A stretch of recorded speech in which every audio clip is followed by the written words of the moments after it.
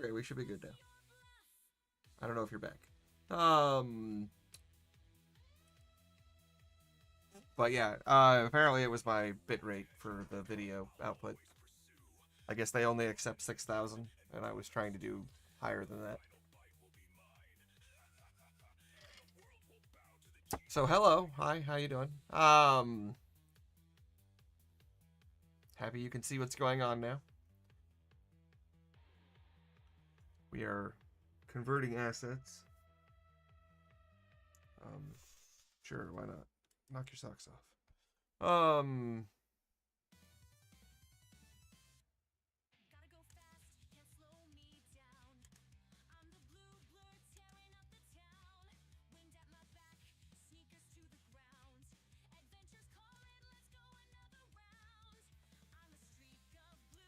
Not switching render pipeline. I originally used one of the 2021 LTS builds for this, and I'm trying to move it over to the latest Unity 6 just because that way I know that I'm running a more current version.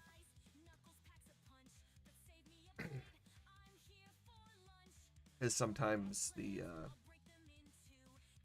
assets need updates, and it's 50-50. Sometimes assets won't support newer versions, and then sometimes as they support the newer versions, they end up breaking or dropping support for the older versions. So, right now I'm basically just trying to see if I can get this on Unity 6.4 and have it function properly and do everything it needs to do, and if that works, then I'll continue in this. If not, I'll just restore my backup and go back to the older version I was using.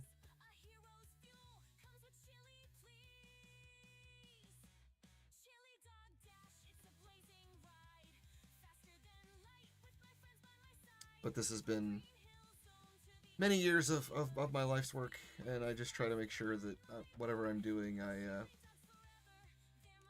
try to stay somewhat current with like Unity versions and what have you, so that way as the years drone on, I'm not stuck in some scenario where it's like, oh yeah, that doesn't work anymore. So this is VIRF. This is the basically VR backend that I use to do most of like my interaction systems and whatnot. And again, it's just why reinvent the wheel if I don't have to. But I was having an issue last night when I was testing the actual game in here that my Steam VR input detections weren't working, and I thought it was a controller binding problem, but yeah. Have you ever seen the actual game? Because I can fire up the build that everybody has access to, and I can play that for a minute if you want to see.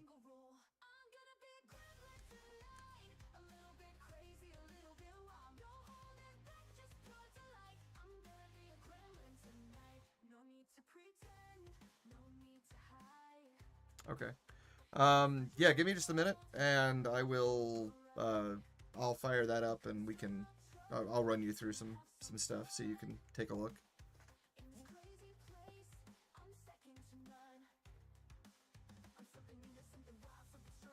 This is the build that everybody has access to. It's what everybody can play currently.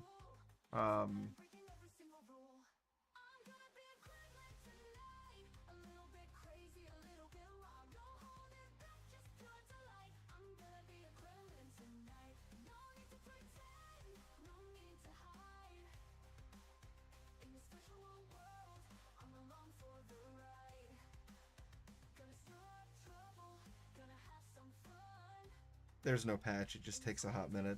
I don't pay for super speedy internet servers to host all this stuff, so they're kind of slow. And it also has to go through and like check all the files and make sure that there's no like hacked files or anything like that. So that's the other reason that it's a bit slow, because it's actually scanning all the files and making sure that they match what the server understands they should be. Keeps people from trying to mod something.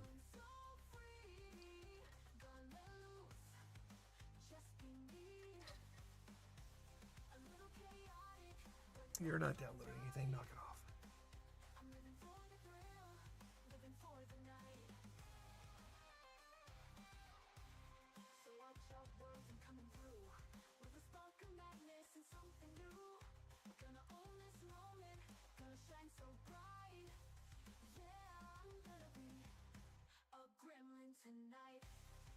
Okay. I use virtual desktop, so when I open this, it's gonna resize the play window thing we have going on here. So give me a minute, let me do that, and then I will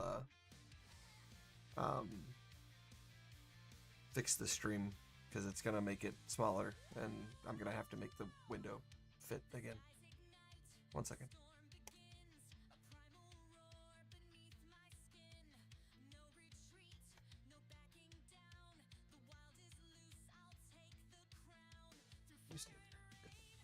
Alright. Controllers here.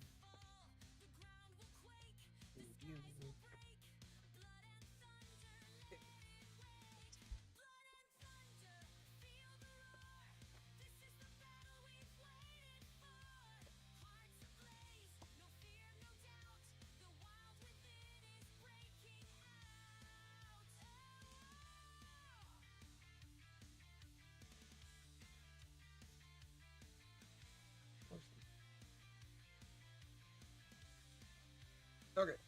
So, well, that works on getting us in here. I'm going to... Oh, did it just fix itself? It did not. Okay, hold on. I can fix that.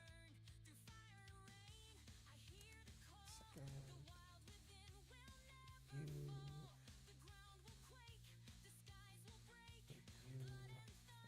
Screen.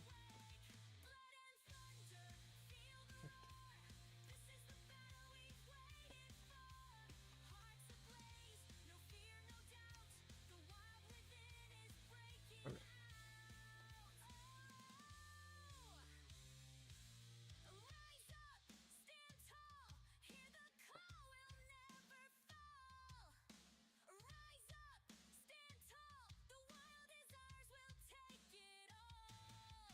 Okay, so this is MADNUGVR, and it says single player or play online.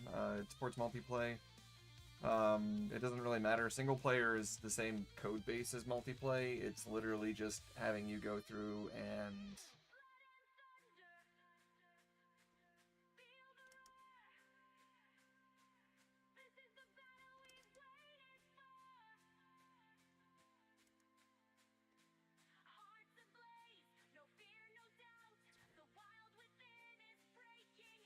why can't I see the chat?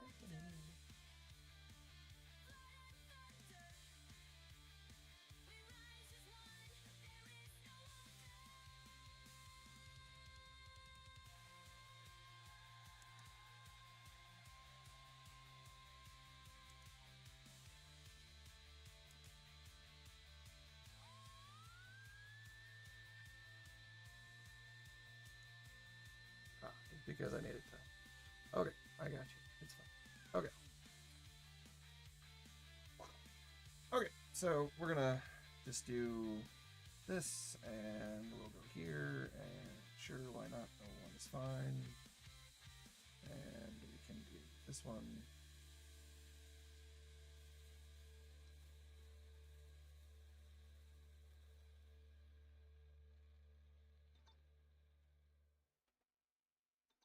So I like this guy, so I'm gonna take him.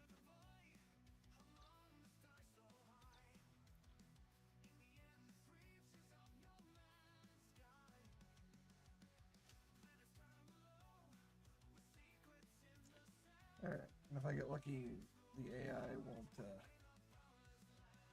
to get in here and kill me right away. Quick go before the AI spawns and tries to.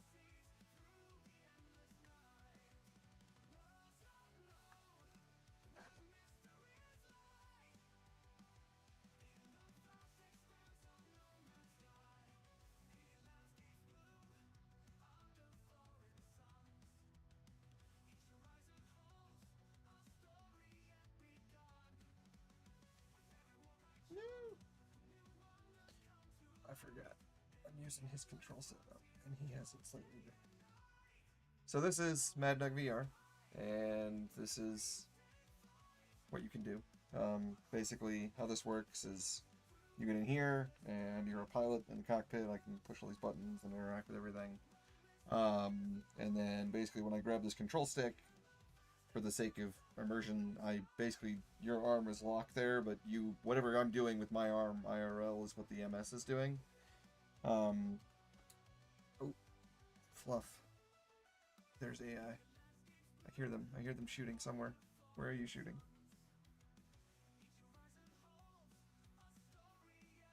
Where are you? I don't want to die.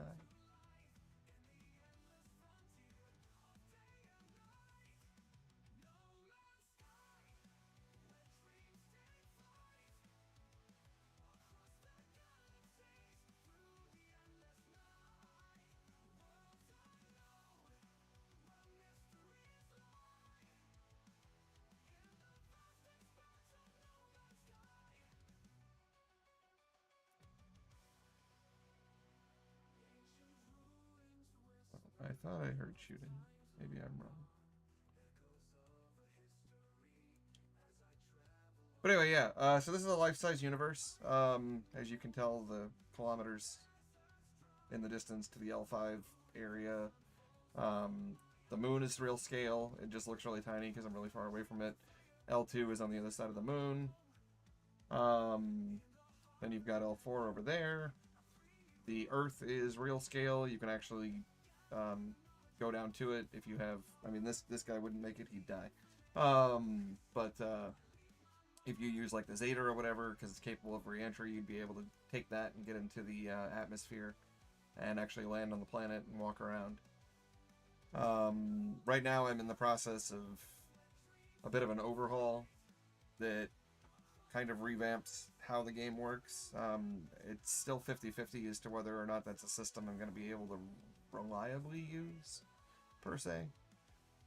I'm still kind of working on that and trying to stress test various pieces of it, and that's what we're doing in Unity currently, is trying to get that so that way it can do a thing. So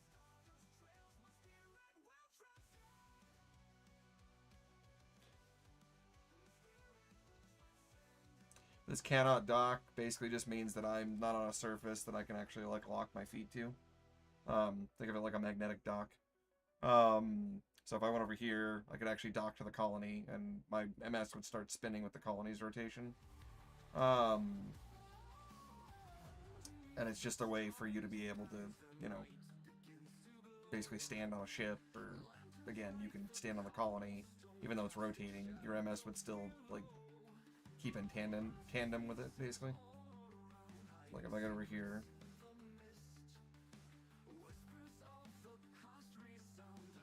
Alright, so this does two things. When you dock, hold on,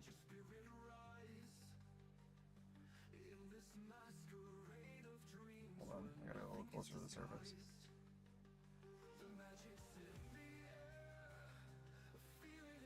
There you go. So it basically just sets me up so that way I'm docked to the thing now, so I can still move my arms, but I can't like walk around or do anything.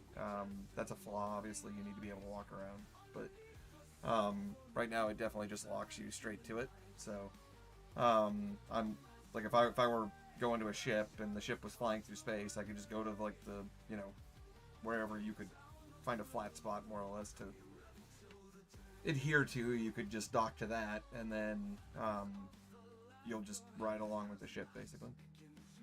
So, and then if you want to undock, you just do the same button that you did to do the docking, and now I'm no longer docked, and I can move around again. And it's hard to see that I rotated, but I don't know if you saw White Base over here kind of disappear because we rotated with the colony. So if we had stayed for a full rotation, we would have just come up, you know, and it would have been there again on the other side. So but yeah, that's how this all works. All the weapons are grabbable and releasable, so I could release that shield. Let me get rid of this gun. And then I can actually just grab this shield. And now I've got a shield and a gun, right? Or let's say that I didn't want this gun and I wanted the beam saber, so I can reach up, just like you would, you know, in the show or whatever, the beam saber for this particular MS. Some of them are different, like the Hayakushiki has his stored like on the sides. But on this one, they're up here, so I can go up here, and I can grab this beam saber, and now I've got a beam saber. So that's how that works. You can lose limbs, so don't chop your own limb off. Otherwise, now I got no limb, and it shows there that I've been battle damaged. So, and then you've got your Vulcans.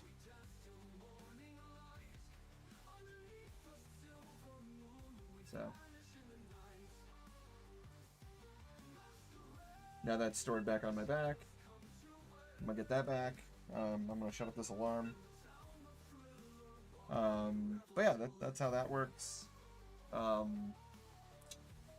Just, kind of how a thing does a thing. There's a built-in music player. You can put MP3s. After you launch the game once, it creates a folder in your Windows My Music directory for MADNUG Music, and you can put MP3s in there, and then you can come in here and you can play them. Sorry. I'm gonna stop that though, just so we don't have copyrighted music playing.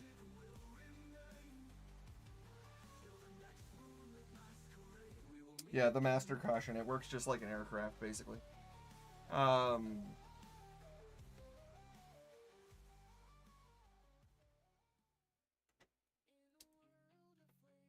like here, I'll just kind of float through space for a second. And then here you've got this, so you can see my little nub. It's a little, like, Gundam-esque electrical thing that they do with the little, like, hey, I've been battle damaged noise. I think they use this mostly in, like, Gundam Wing, but it's still a thing.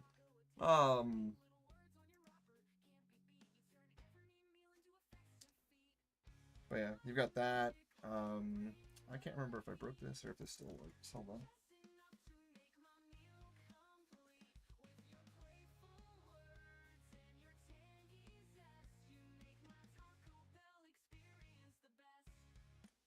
There you go. So this is the sight system. So you can use this, and if you put it... So since I have this deployed, the thing that I was doing before where I was able to dock, if you look now, it just says sight mode. So you can see here, like, I can basically, whatever the gun's pointed at, it just kind of magnifies it. Doesn't see Earth, and I'm not sure why.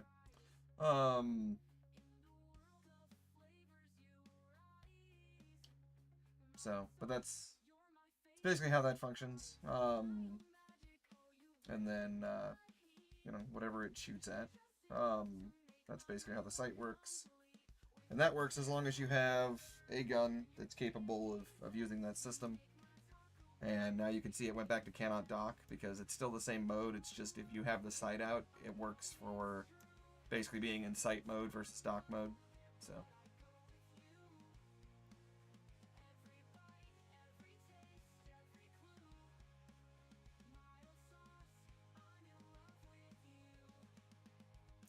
And then when you're in this boost mode, where it says boost up there in green, basically what that is that's basically, it enables like zero gravity mode. So everything that I'm doing here is true zero G. I will never stop unless I apply an opposing force. It makes the space battles a lot more interesting because, it's a lot harder to really predict your enemy's movements because they don't just fly in like, a predictable pattern. It's based on actual zero gravity. So like if I apply some up force, for example, then, I'm just going to keep going up, and up and up and up, but I'm also still going back as well as going up. And then if you turn off boost mode, it basically enters like a basic like movement mode.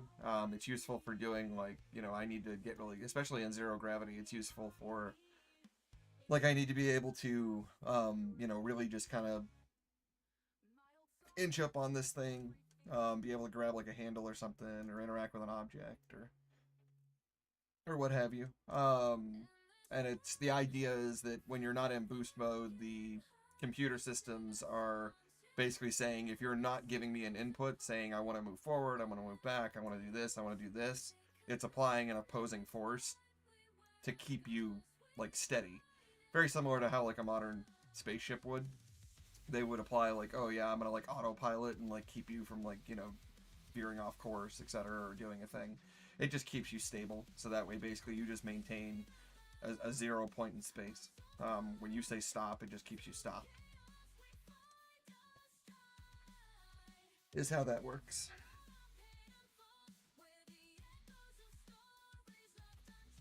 And then here I'll show you some more interesting little tidbits here.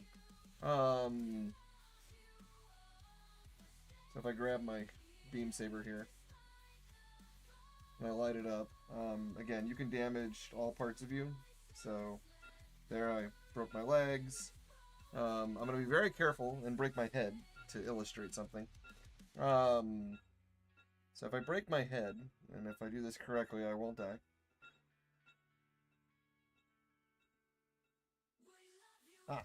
Okay. So I've managed to murder my face. And as you can see now, everything but the main monitor, which is basically, it's implied that it's going off like a backup cam. Everything else is dead.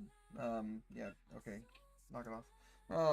Everything else is dead, so I can't, no signal on any of my other displays. So I can only see out of the front of my cockpit right now. I have no other way of seeing. Which obviously, if you get battle damaged, this would be a very difficult way to try to do a battle, right? Because you can't see, like, it's like tunnel vision, so. Yeah, and then if we get out, you'll see that it's all broken.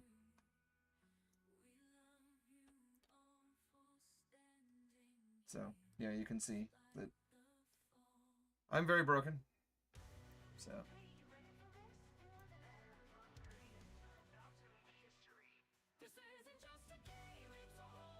Yeah, that's...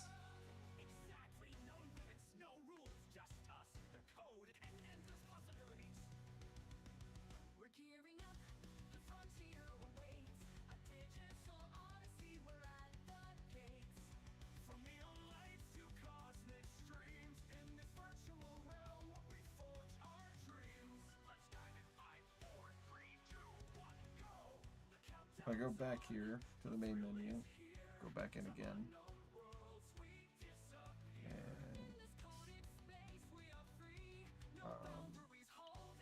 Yeah.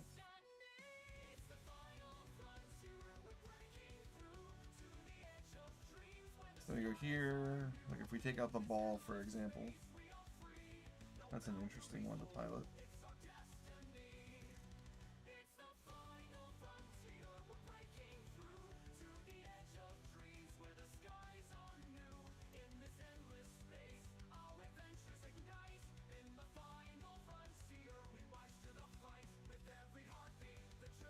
This is the ball, so we go up here.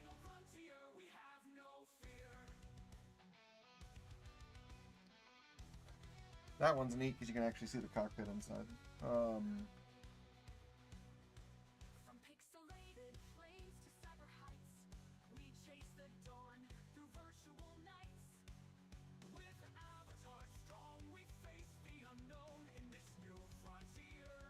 Sorry, just give me a second. It's been a hot minute since I've done this. I'm just making sure I'm not forgetting. I don't think I'm forgetting anything.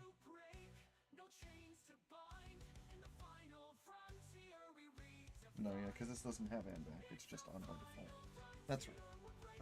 Okay. So, this is the ball.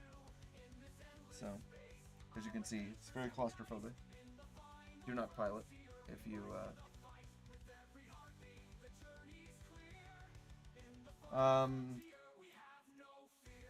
yes, inevitably, you'll be able to go back to the ship, and the ship will have a system to be able to do the damage repairs. It does not currently.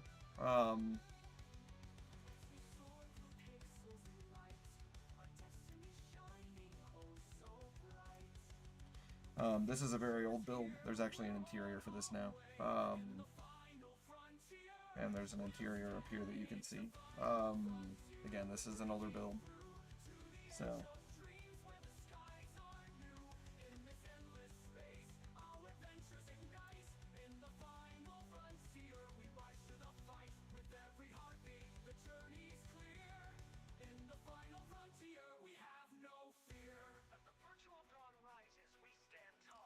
Yeah, that's the ball.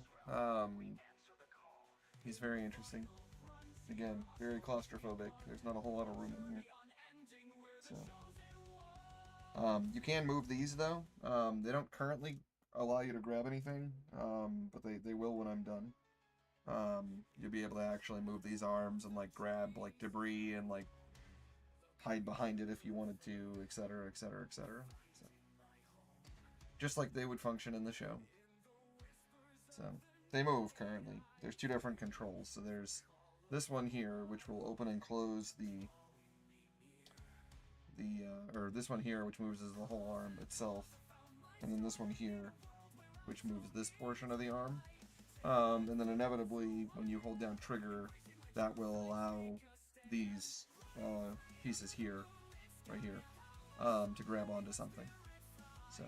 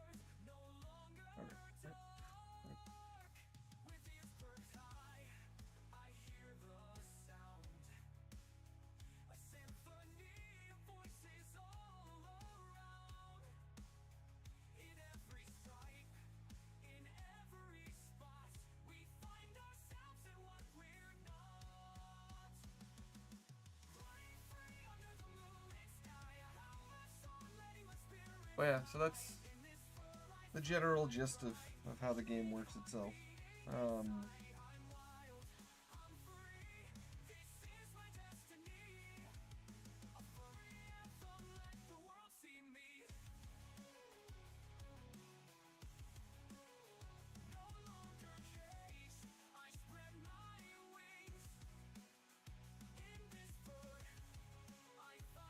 Yeah, right. And then we do it again. This time I'll take the Zeta. Hold on.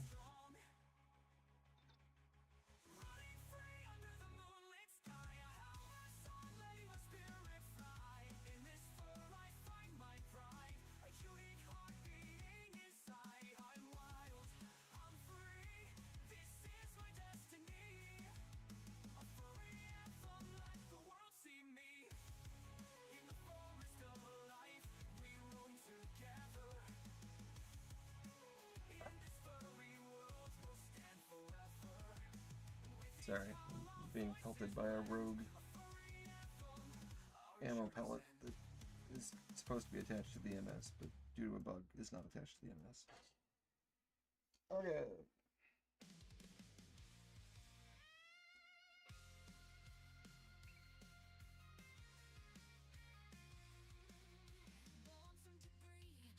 Hey, it's a Salamis.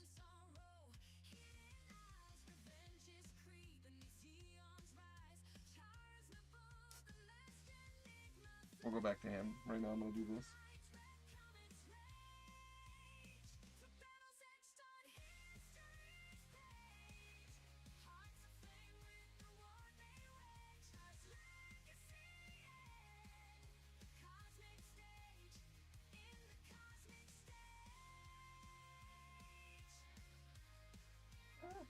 Come back. I told you it's 0G. I meant it when I said.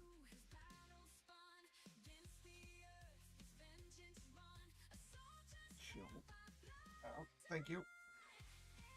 Okay. Yay.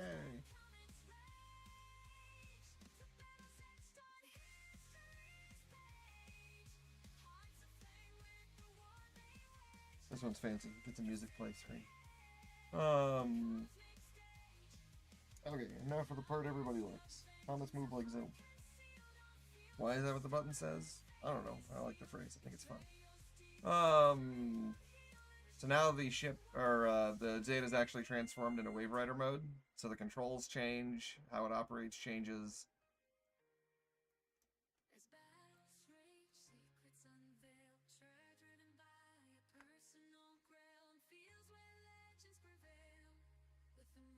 Oh boy. Hey, these guys are relatively close to each other. If we get over there, you can watch a space battle. Because they should try shooting each other.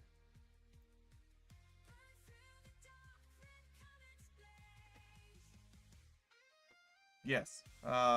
So I could have just done like a generic one cockpit fits all, and even though the show actually has different cockpits, just been like, oh, well, it's like you went to a Gundam store, and it's kind of like that one, I think it's Build Divers, where you go into like a VR Gundam world thing. I totally could have done it that way. I really want the immersiveness of feeling like, you know, you're actually in each of the individual cockpits, not just in like a one-size-fits-all and the mobile suit changes. So I chose to go for providing you with individual cockpits. I have cockpits for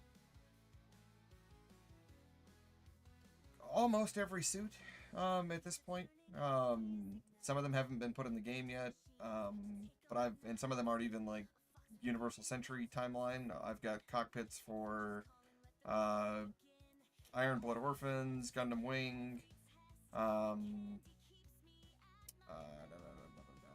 couple of others. I can't remember off the top of my head.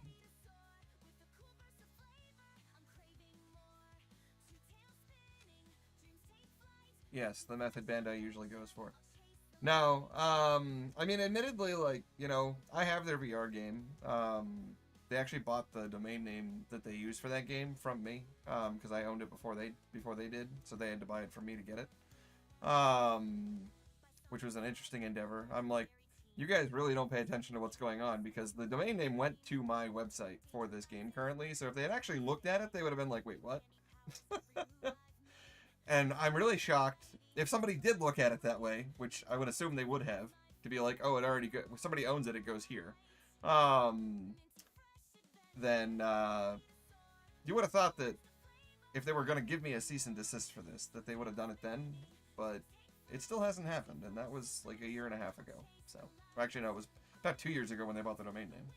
I think about a year and a half ago when the game came out, maybe about a year. I don't remember specifically.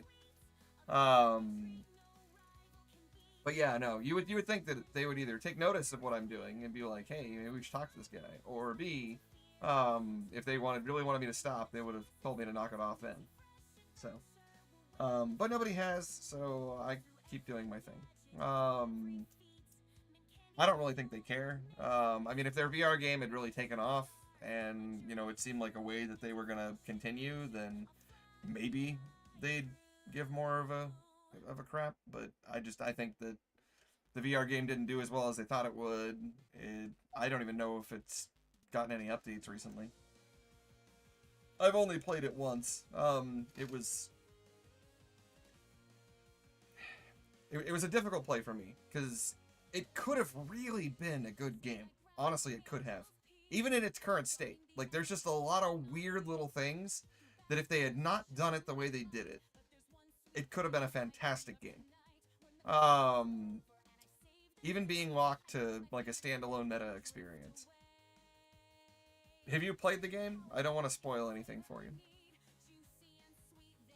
I'll wait till I see you reply before I keep talking. Because I can talk about it more, but I don't. If you don't know what goes on, I don't want to clue you into something, and then you be like, oh, I didn't know. Ah! I know. I'm sorry. I hate you. I didn't mean to. Whoa. You know what? Just for that, die. Can I hit this moveset from here?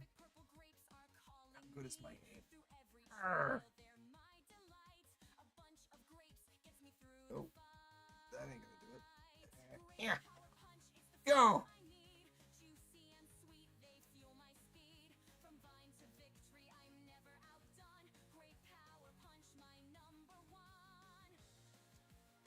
I need to add something to the controls for Zeta's Wave Rider, because aiming with this is not the easiest thing to do. Especially if you're trying to be delicate, it's very touchy.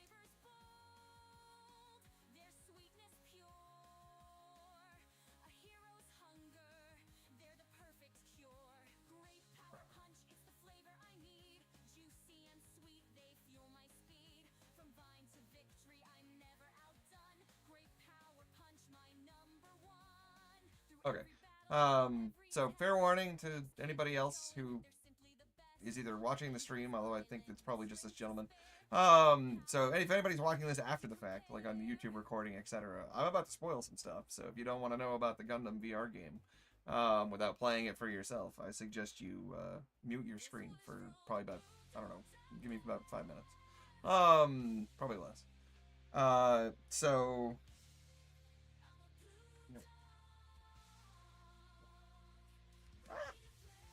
Yeah, so there's the Salamis. He'd be a thing.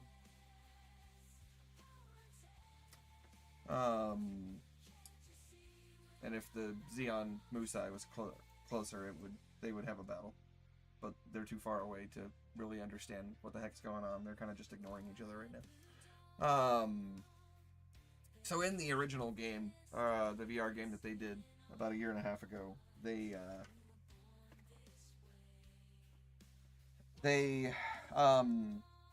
so they have cockpits like this. Like you're in like a full 3D cockpit and it looks beautiful. I'm actually quite jealous of how nice they look, if I'm being honest.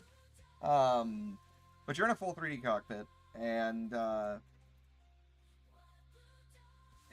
okay, so first off, you get in, the MS is off, right? Like you have to turn it on. And like mine, you gotta like push buttons and things, right?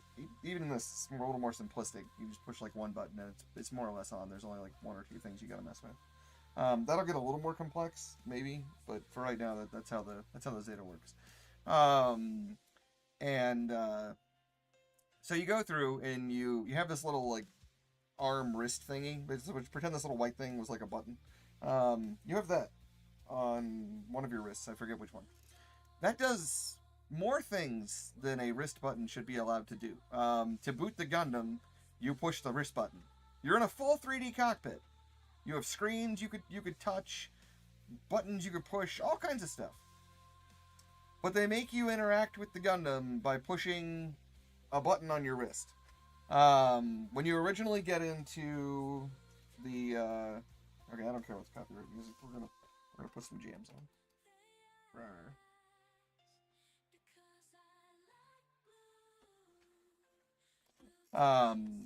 When you originally get into the cockpit, or when you originally get into the hangar area, which is very beautiful, but you get into the hangar area, you get the little zipline thing, right? So the little like gun that you see in Char's Counterattack. I think it's one of the few times you actually see it.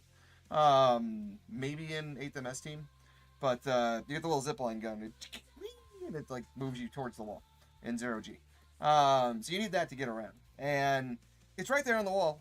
Then you think it's VR. I just grab it. And now I have it, right? And then I pew pew to get it to do a thing. No. To interact with it, to get it off the wall, you push a button on your thing, and now it's just in your hand. And then there's these little green dots all over the hangar bay, and you can point at the green dot, and you click it, and it just blinks the screen to black, and then you're just suddenly wherever you are. You don't get a zip across. I'm like, huh? Why? Explain. I don't understand. It's like a basic VR mechanic. It's really not hard. Even the VRF thing, the thing I used to do all this, one of its default like toys that you can do is like a little like, and like it'll pull you over to the thing. And so they did that. That's one of the first issues that you have, is that everything's done with a wrist button, which is just laughable at best. And so there's that.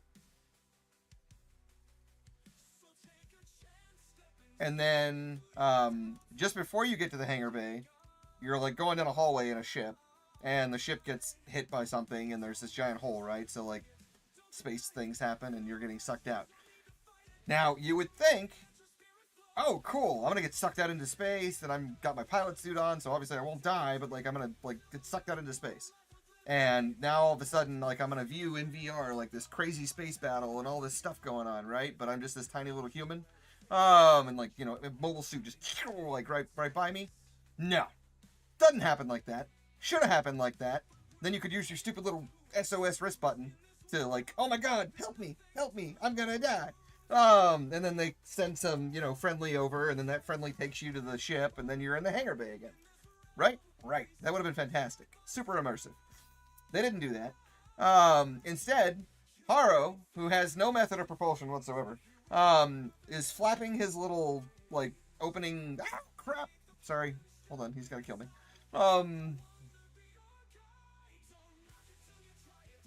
Die.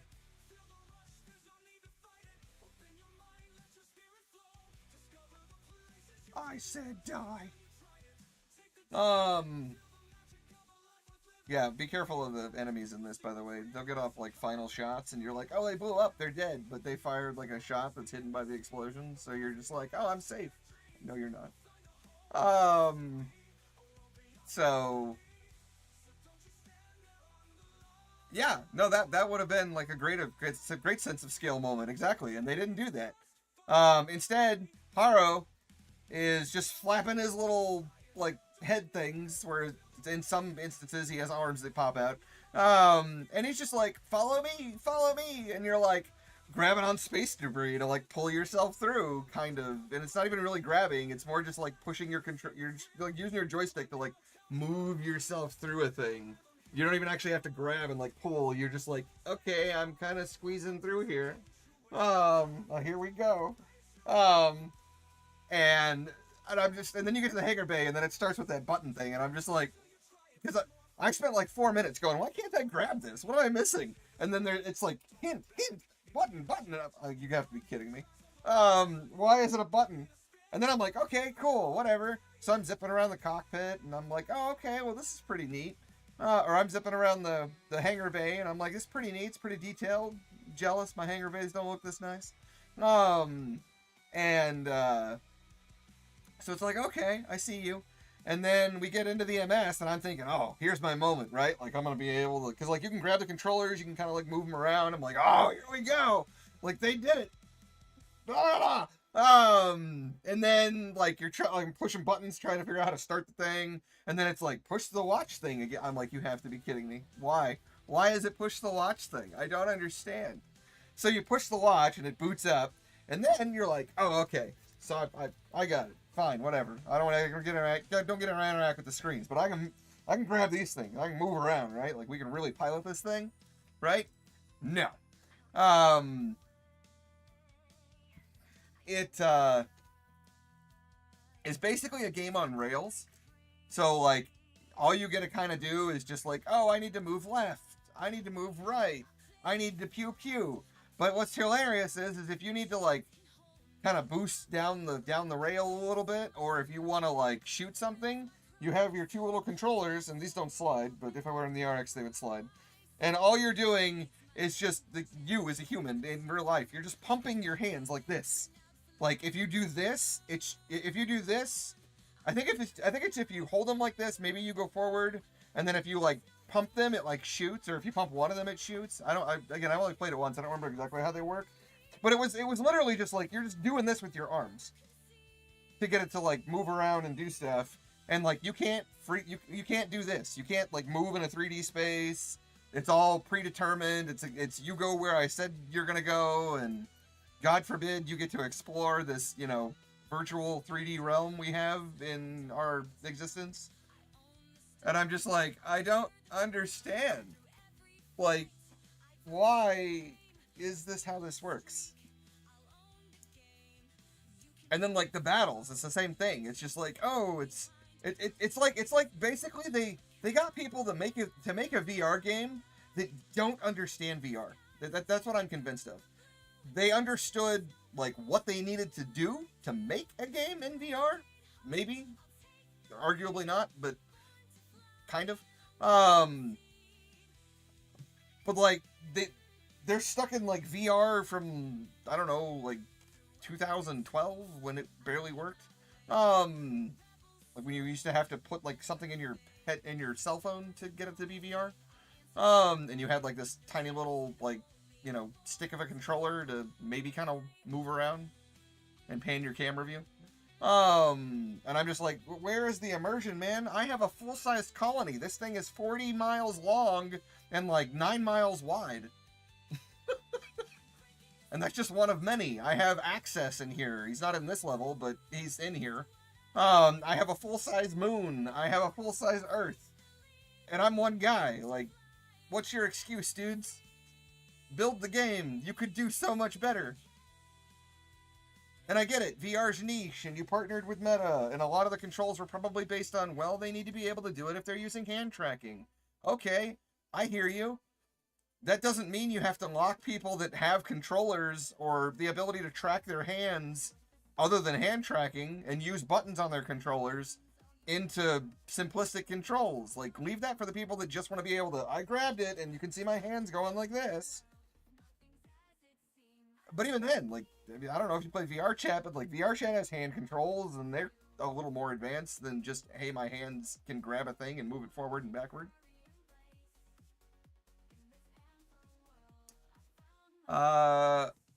If you're talking about the one that's available on Steam, I have that.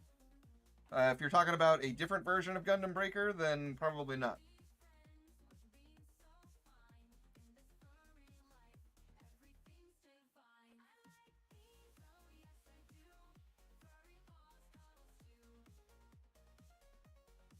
Can I kill you from here? Will you die from this distance?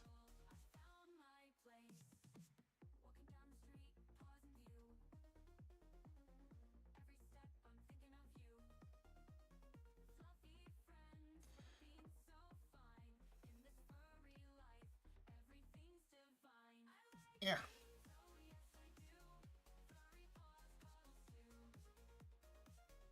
Die.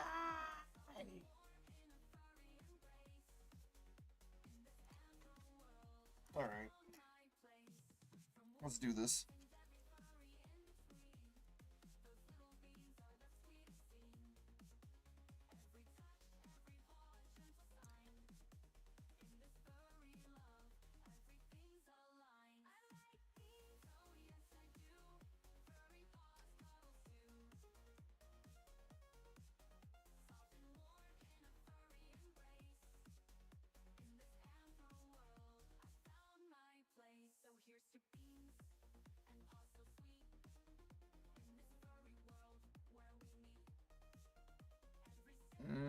I don't know. I'd have to look at which one I have.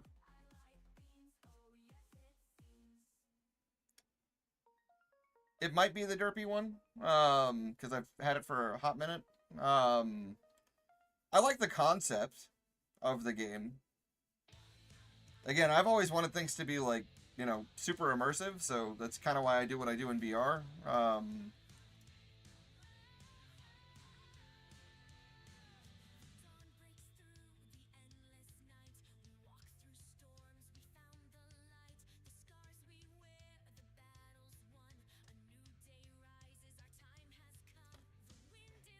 Come here. He wants a good look at the Musai.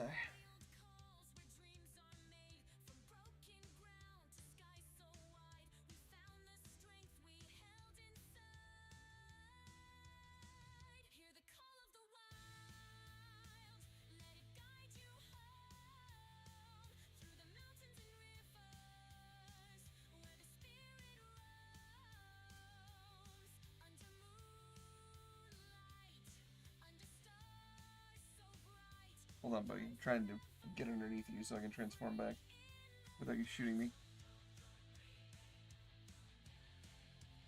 There we go.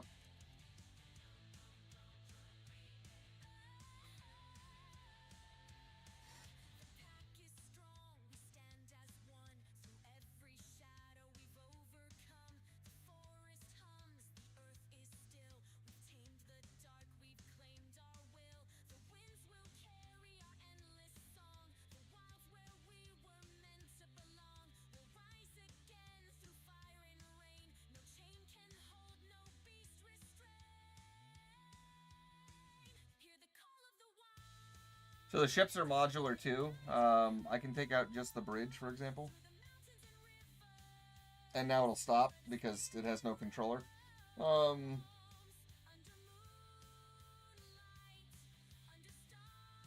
can take out the engines. Realistically, the engine should allow you to take out that, and then it should still like kind of function, just at a slower rate. But right now, it's if you destroy the bridge or one of the engines, it just kind of stops. Hold on, I'm trying to get it to... Okay, I get it. Shush. Stop. If I get right in front of it and get within the radar of it, it should fire some missiles at me. I just have to avoid being hit.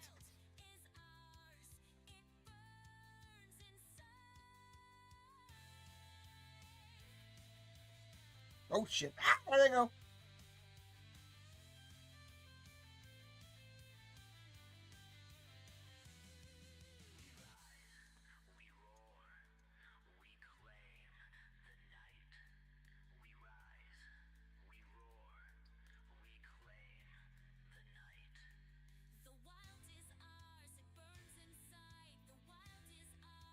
Interesting.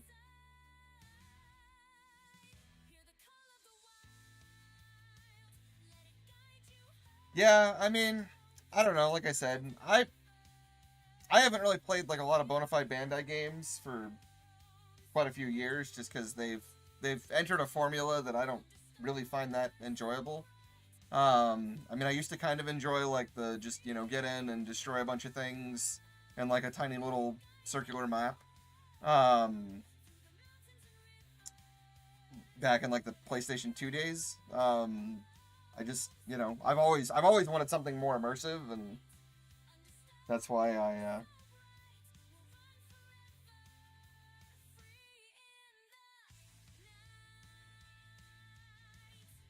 do this, and why I decided to make this and build this. Here, we'll do Earth atmosphere.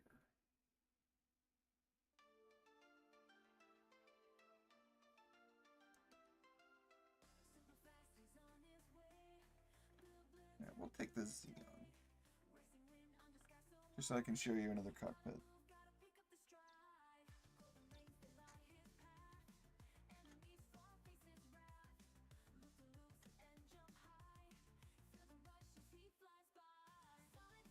Oh no, you're fine. You can rage. I get it. Again, there's a reason why I do what I do. What the heck is that? I don't care. I'm not going down there.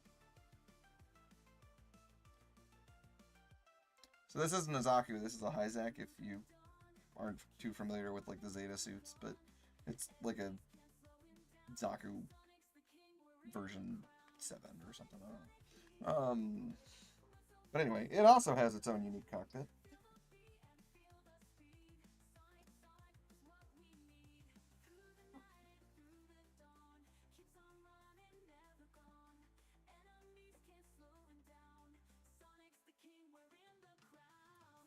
And it's got its own heads-up display, it's got its own things that change, and so... And now that I'm also on their team, they won't try to kill me. But this is an actual real-size Earth. It's full scale. I think I can maybe get down there in this version, because I don't think this version has the re-entry stuff set up yet. But if I die, we know what happened. I'm not entirely sure. Or if I get lucky, no, this wouldn't have the balut yet, I don't think. No, definitely would not. Okay, yeah, so, rawr.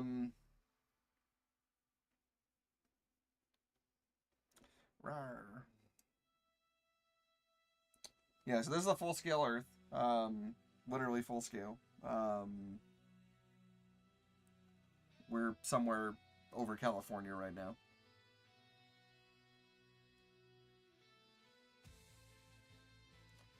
Alright, screw it. We'll go down. What's the worst that happens? I die?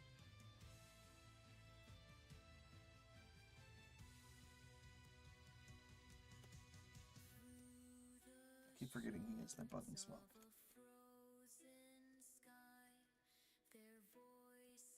Die!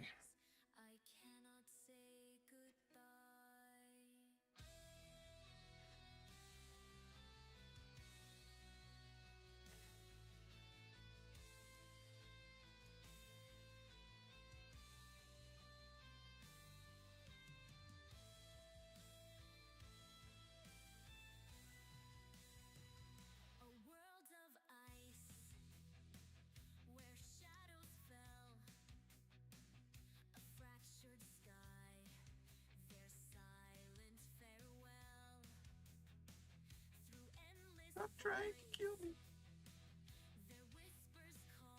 You trying to hit me or them? Oh, it's definitely me. Okay, well, let's not die.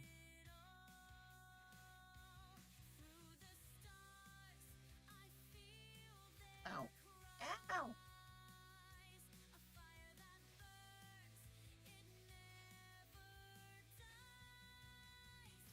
So on the Salamis, you can take out individual guns. You can do this, or you can do the same thing on the Musai as well. It's just a little harder to hit their guns.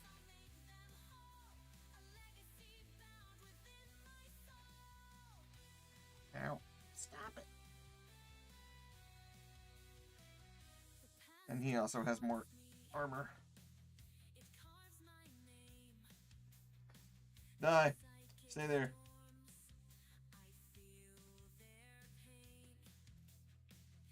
Going down. You'll never catch me. I'm the gingerbread man.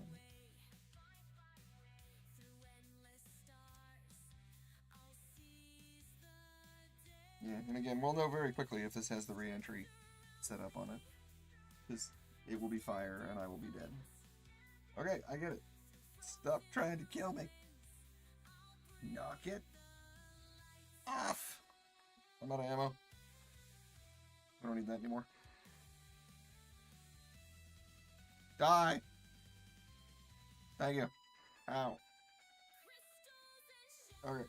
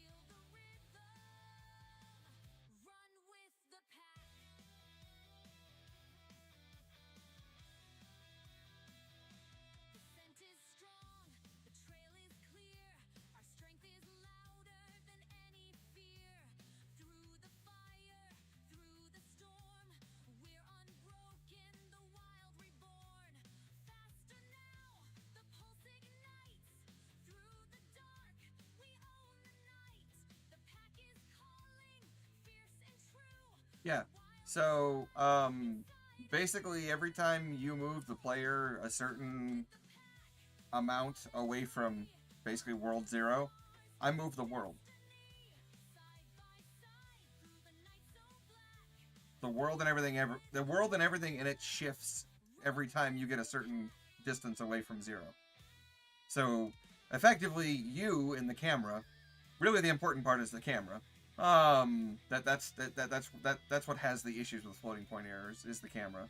Um, the You and the camera pretty much stay almost at World Zero the entire time.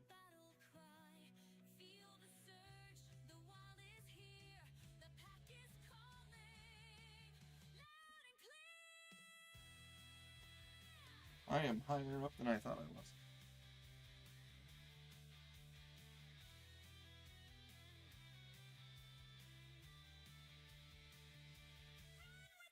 We should get the Zeta.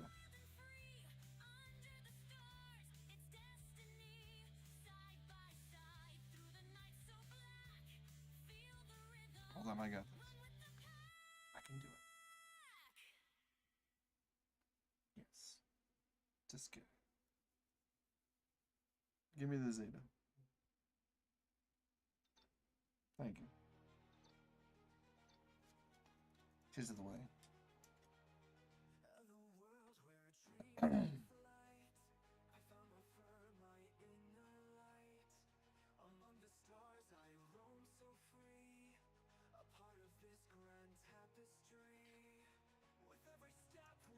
Ta-da! The Zeta.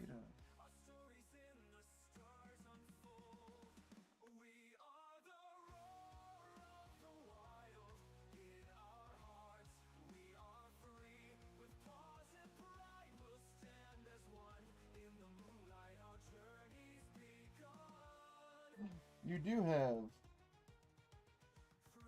100% disable auto deploy. Yeah! Alright, we can die now.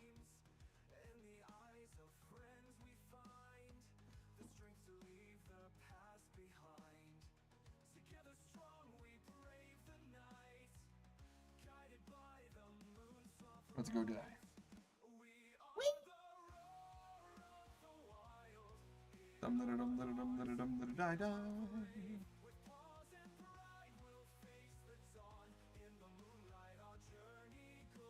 Oh boy.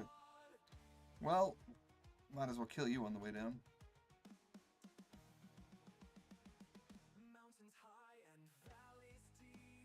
Come on.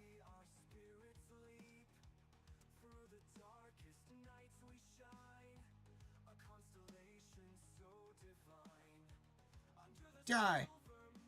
I missed. Oh, I didn't miss. Maybe. Nope, never mind. I'm just seeing the white center of the reticle. Die!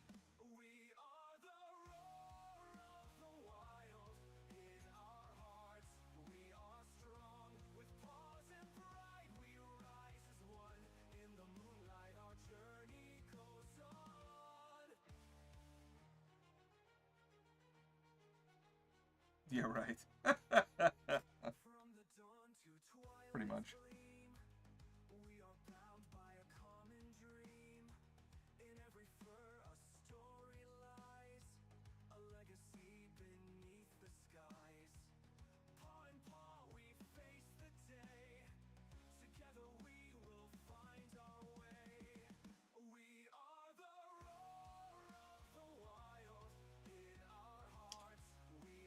Too bad the text is all bunched together. Otherwise, I'd actually have data. But I can't make out what this is. Although that I know the heat shield's at 100%.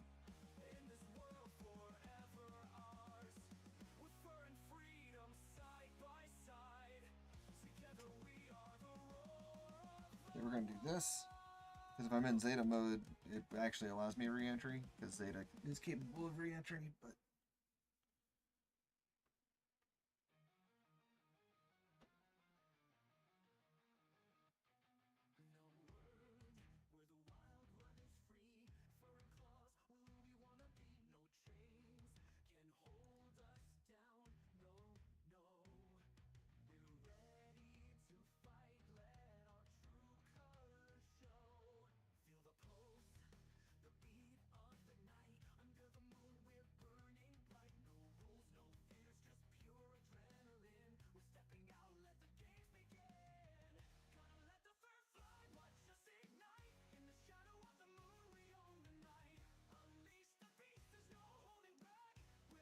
I missed.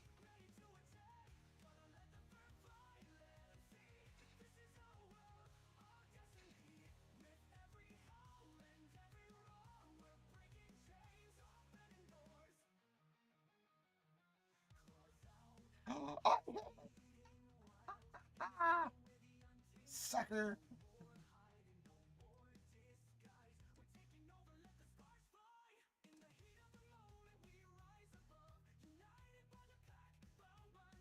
Do you not travel that far?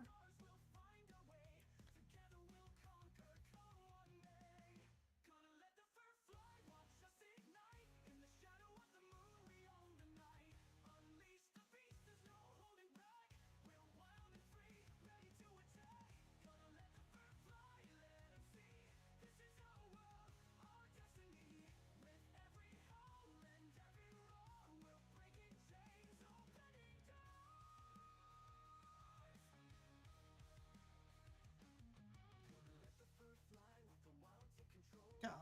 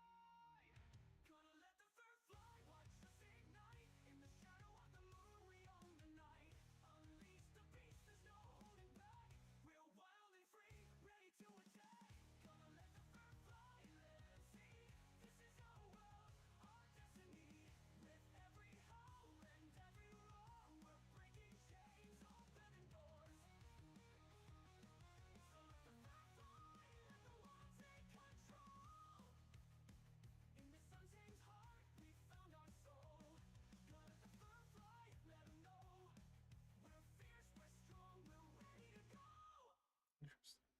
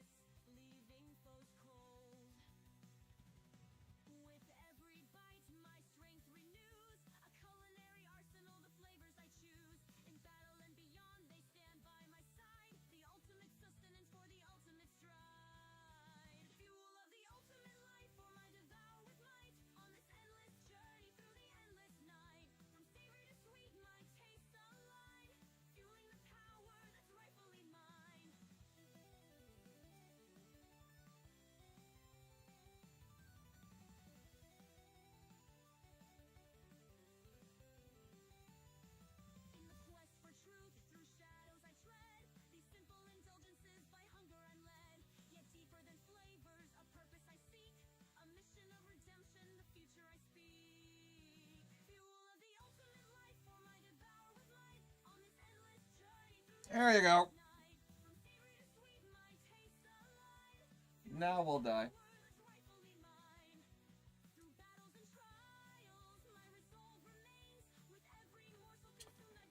But if I do the pollute, you won't actually die.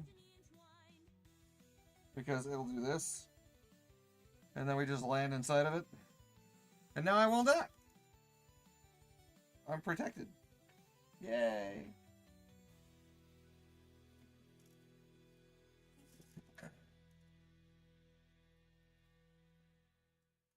Now at this point, once I get more into the atmosphere, it will inevitably break off the balut.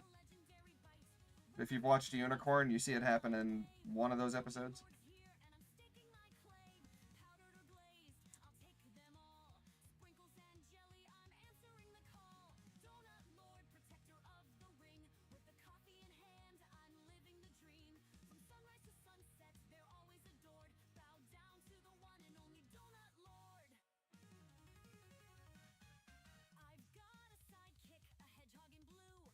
And yes, true to form, this takes a hot minute.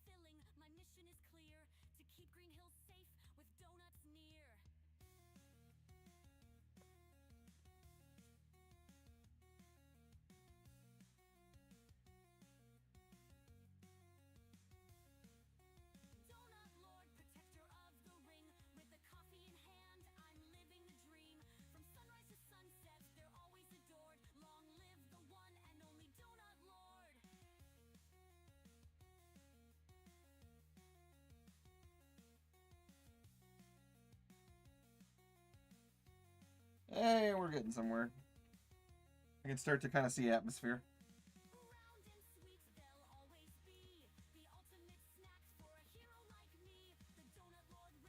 Bye, Musai.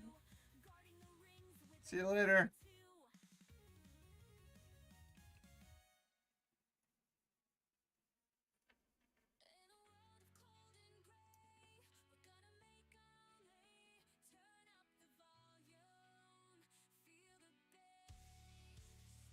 Yeah, pretty much. Now, admittedly, mine is a special kind of special. Like, you have to really want to be able to... It's almost like you basically have to want to do, like, Flight Sim Gundam Edition. Like, that's a level of detail that I'm trying to accomplish, at least. Is, you know, the more realism, the more involvement I can do. There we go.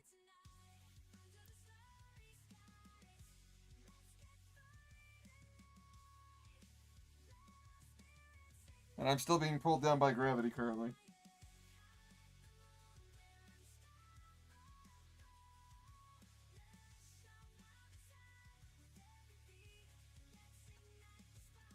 I should probably actually pull you down further before that disengages. Just a little bit.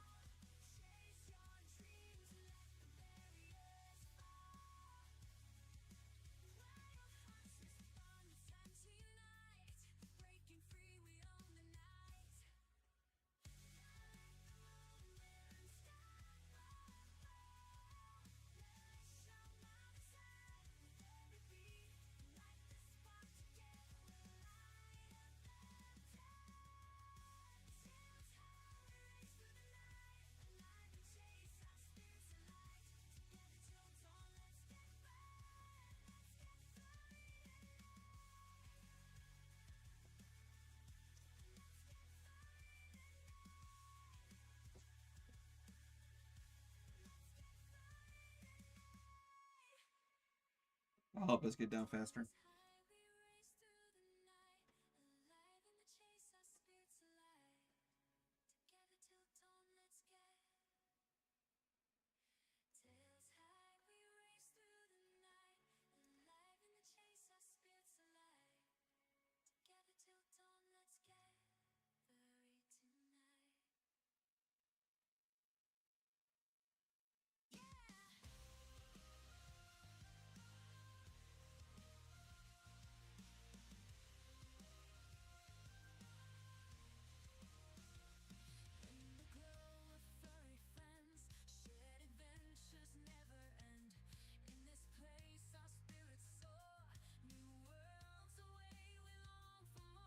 Ta-da!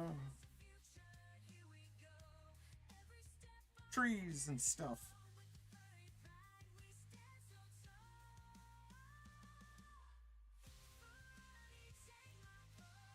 Again, old build. Work with me.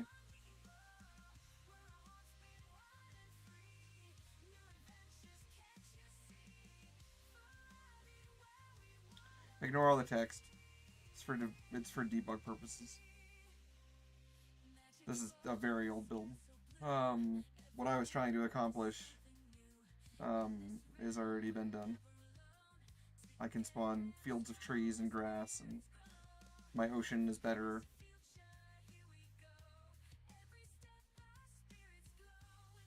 Yeah.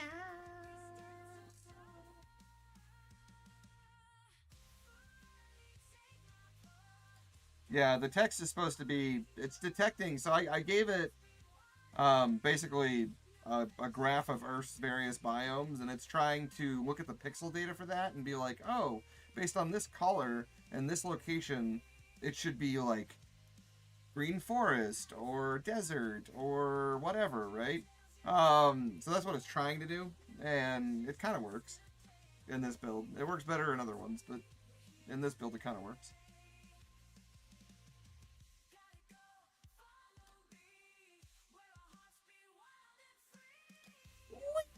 It's the ocean, which may have sharks, if this build has that.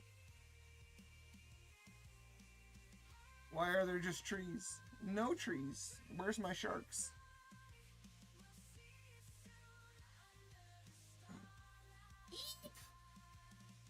Is that coral? Ah, it's fishies. Yeah, fishies. I knew you were here somewhere. Yeah, see, fishies. Ocean life. They don't move. They just spawn and stay there. But they're supposed to move. It's just, the idea.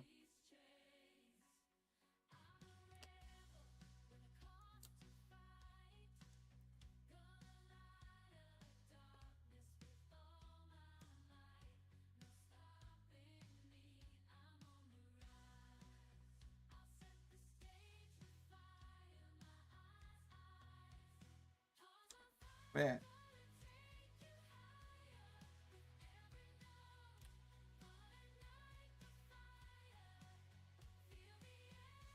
Yeah, the trees aren't supposed to be there. It's supposed to be, like, kelp and whatnot, which are technically here. It's over here. That's a piece of, like, kelp with some sea life. The trees are not supposed to be here. They are misinformed. Because it says, it thinks it's all of these all at once. It thinks it's Snowy Taiga Mountains, Dark Forest Hills, Taiga Mountains, Flower Forest, Deep Forest Ocean, or Deep Frozen Ocean, Deep Cold Ocean, Deep Lukewarm Ocean, Deep Warm Ocean, Cold Ocean, Lukewarm Ocean, Warm Ocean. It thinks it's all of these things all at once, all the time. Which is obviously not correct. So, yeah.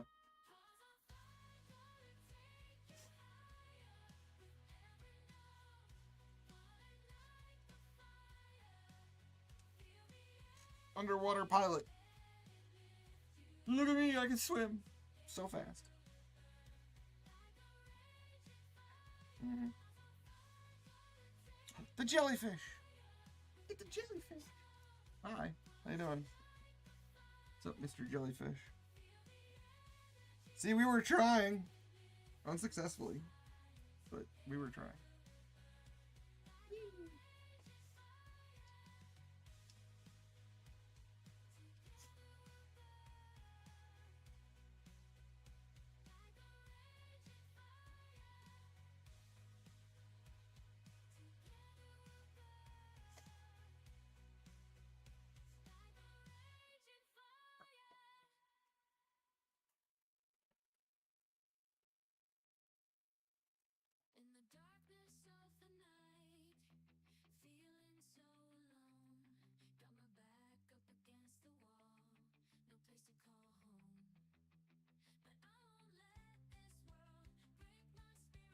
But anyway, yeah. So that's the game in a nutshell, as it exists originally back then. As far as my Earth stuff goes, hold on.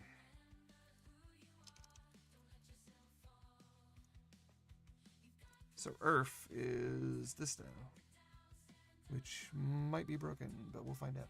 Hold on.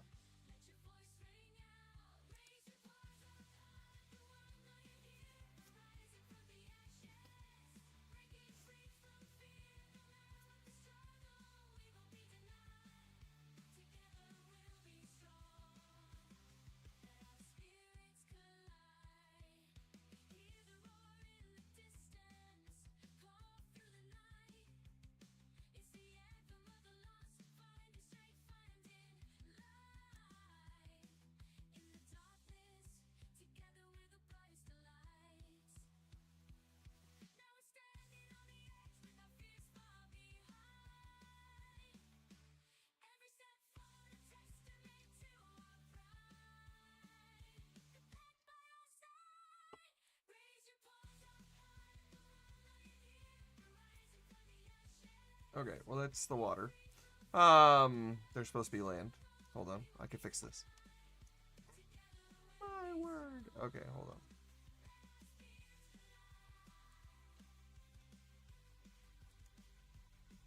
Hold on, I got you.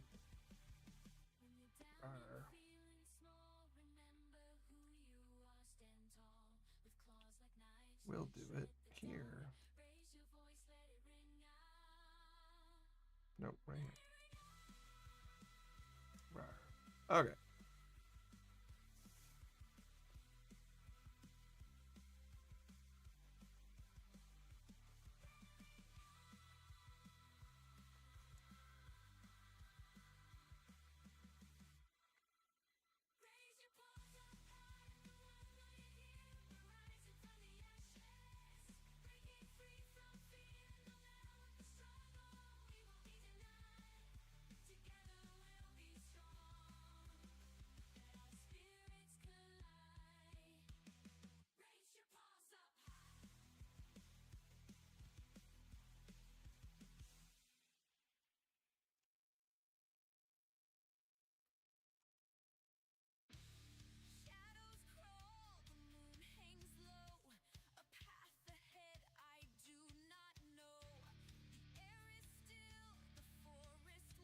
Yeah, so better now.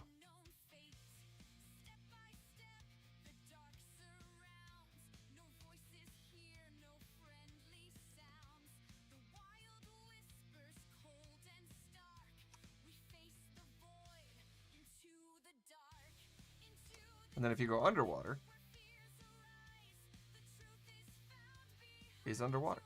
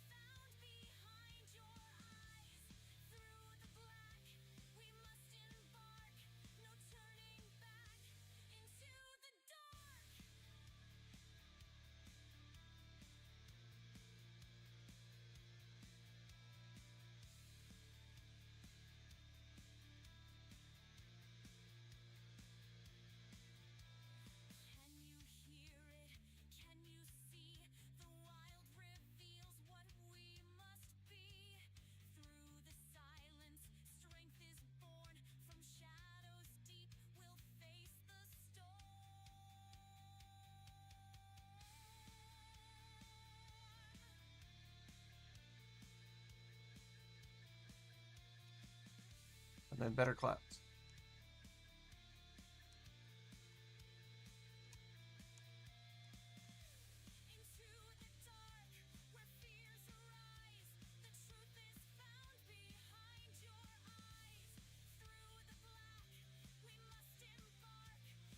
ignore the pixelation looking thing. That's because we're doing it in the editor.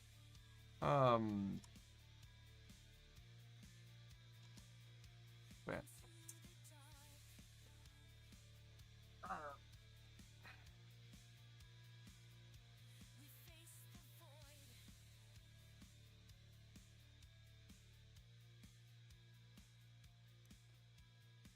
Let's see, cockpits.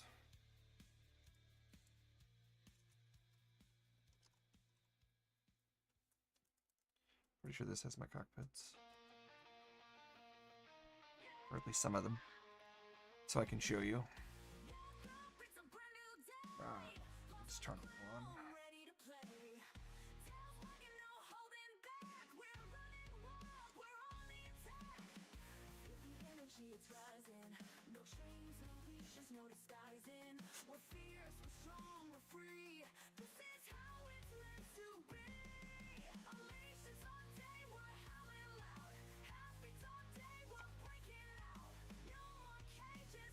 Ignore the scale of these. They're not currently in use, so nothing has been adequately sized. But here is the Barbados cockpit.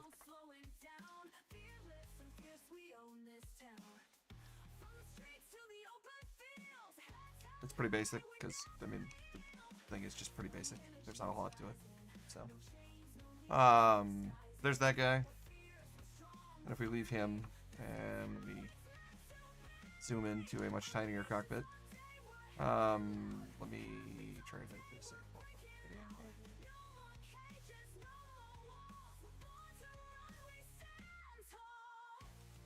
Unity, what have you done to me? How do I turn off the lighting? Where'd you put the button? There we go, that'll work. Okay, there you go. I think I figured it out. So yeah, this is the cockpit for the. Would you stop it? Here, I got this. Ready? Scale. No, that's not it. We want to do the GM Grade cockpit. There we go. Now I can move around, but it won't be so. There we go. There you go. So this is the ground type Gundam cockpit. Texturing is still being worked on, but this is the general idea. I don't know if you've seen 00, or sorry, not 00, 8th MS Team, but these are the screens. Obviously, again, those will be black and look like monitors, but there you go. This is what it looks like. So. Yay! And then again, these are screen, button, bunch buttons, control sticks, etc. So, whee! Then we have this guy who's completely untextured, but he is the Gundam Wing generic cockpit for all of the original Gundam wingsuits, with the exception of Wing Zero. I think the Xeon suits, or not the Xeon, the oh geez, what does Wing do?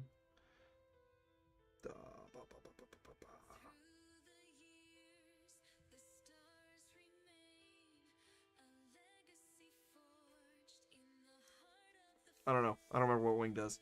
I remember the Rockefeller Foundation, or Oz. There you go. So I think the Oz suits may use a similar cockpit. I don't know if it's exactly the same, but I know this one works for all of the original Gundams before they did the upgrades. And the only one that really changes is Wing Zero gets a different cockpit, and Epion technically has a different cockpit. But I think that and V8 and Mercurius, I think, share a cockpit. But everything else is just this design. So. And again, I don't know if the normal suits do it. I'd have to go back and do some recon on the show. But I don't know how much non-standard Gundam cockpit imagery we get. So this may just be the default for most of the suits from Gundam Wing. But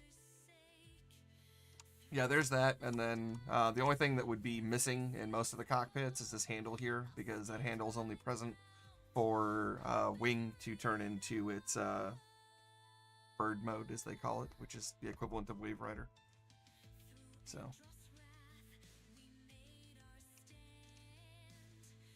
Yeah, but that's it. So we got that one, and then this is the this is another variant on the Xeon cockpits. Was modeled after the ones from Igloo, or not Igloo. Thunderbolt. This is the Xeon cockpit from Thunderbolt. So that's that. And then we've got the Unicorn cockpit, which is somewhere in here. Hold on. Wow.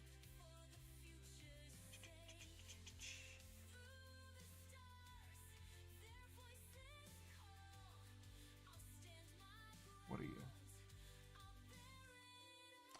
Oh yeah, these guys. I forgot about these. Yeah, so that's the this is the cockpit outside of its normal habitat. This is the one that was in the Hyzak. Got that one. It's the same cockpit. I don't know why there's two of them. This is the Zeta's cockpit. You've already seen that, but this is what it looks like outside of it. So there you go.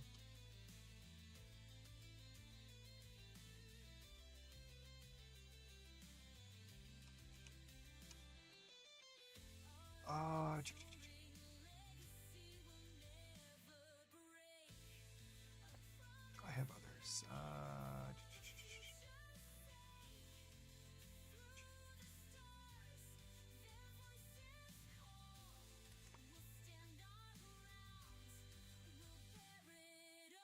Where's the Unicorn cockpit? Oh, there we go. RX-0 cockpit. Okay. I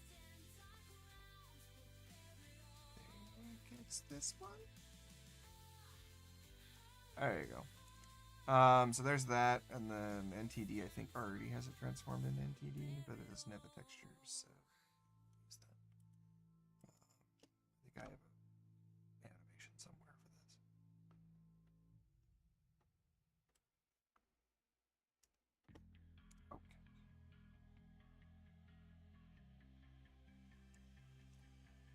Okay, well this is using the Banshee texture, but this is the Unicorn's cockpit, so.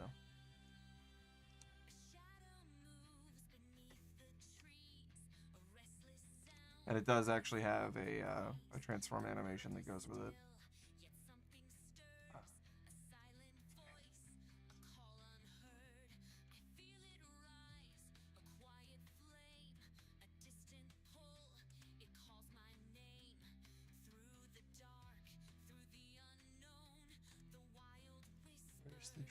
Where's the animation?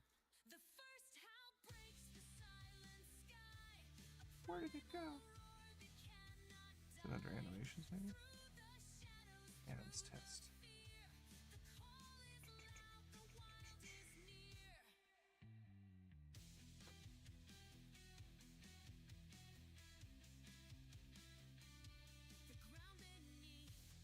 I don't know. I don't know where it ran off to right now. But we do. We have an animation for it. It does the full transformation thing. It's just not in the game because, again, my focus has been less on trying to jam pack a bunch of suits in there and more on core functionalities. Much to many people's chagrin. Because I'm sure they'd rather I just build Bandai's template and be like, here's a bunch of VR Gundams and have at it.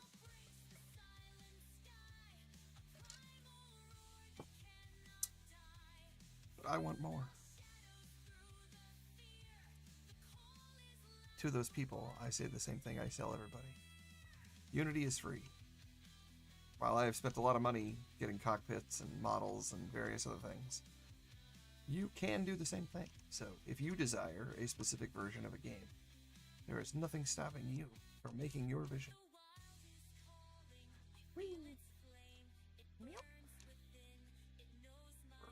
Oh, so this is the Musai. Ignore the scale difference. It's not accurate.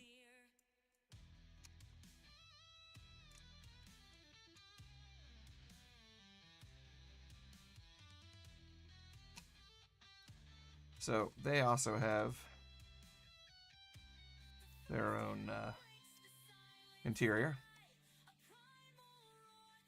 So the Musai has two different decks to it. So you got this one, which has doors that go nowhere. But got that guy, and then up here you've got the main bridge, which also has stuff that goes nowhere. So, but yeah. And then, if we go back here, you have a hangar bay.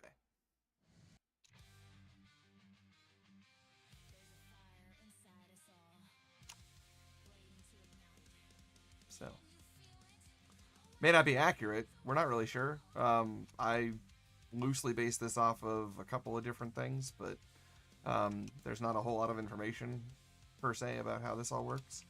And from all the information I could compile, this is what we got. So, it's largely based off of a guy. He's got a YouTube channel. I can't remember what it is off the top of my head. It's a bunch of Japanese characters, but he builds like crazy ass, like he 3D prints like his own like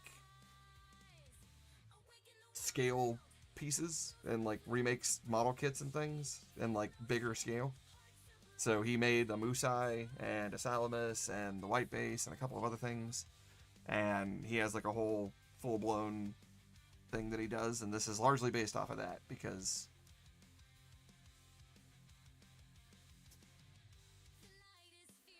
yeah, that. So I started doing this in 2010 because I used to play a lot of Digital Combat Simulator. I don't know if you know what that is, but it's a relatively in-depth like combat sim for like airplanes and things, but it also kind of has a similar aspect. You don't really ever get to be like a boots on the ground guy, but you can kind of like, you can do other things like pilot other things or control other things.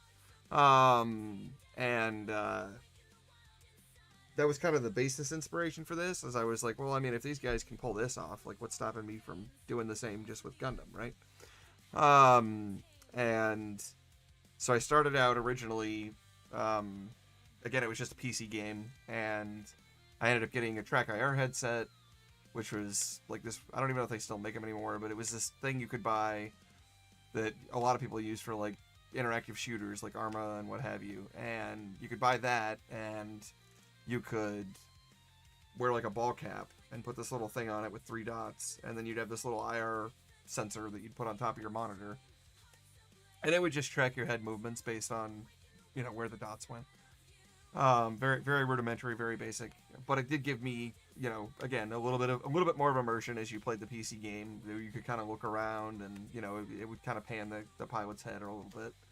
So I was doing that, and then I was working on, you know, integrating various controller options and control sticks, and my idea was going to be it would be controlled with like, I mean, you know, you could do it with like mouse and keyboard, but ideally it would be controlled with like 2 joysticks, which this was around the time that they had just come out with the Thrustmaster TM 1600s, where it's hilariously, they've become really popular with like space sim people now, and they actually sell them. You can buy just 2 of them as a kit, and they're a lot more expensive than they were when I bought mine. Hilariously. But it's been, again, kind of funny to watch the price just creep up on those, and then them to be like, oh, well, now we just sell both the sticks as a space sim ready kit, and now they charge so much more for them. But originally it was sold as a single joystick, and it was just marketed as it was ambidextrous. So there was, most of them have like the little grip for your hand, and they would go through and you could unscrew that grip, and like they would give you another option for, like, you know, because most of them come as like right-handed control stick. And for the people that were left-handed, there was like not a lot of options. So they were like, well, we'll do this. We'll give you both. It'll be built in the box as a right-handed, because that's what most people are. But for left-handed people, you can swap out that little hand bit where your hand rests and grips and whatnot. So that way you can use it as a left-handed control stick. And so I bought 2 of those, and I was like, oh, well, we'll do this, and then I'll use a set of flight pedals for, you know, like the pedals basically. And so we started out as like a PC game originally back in 2010.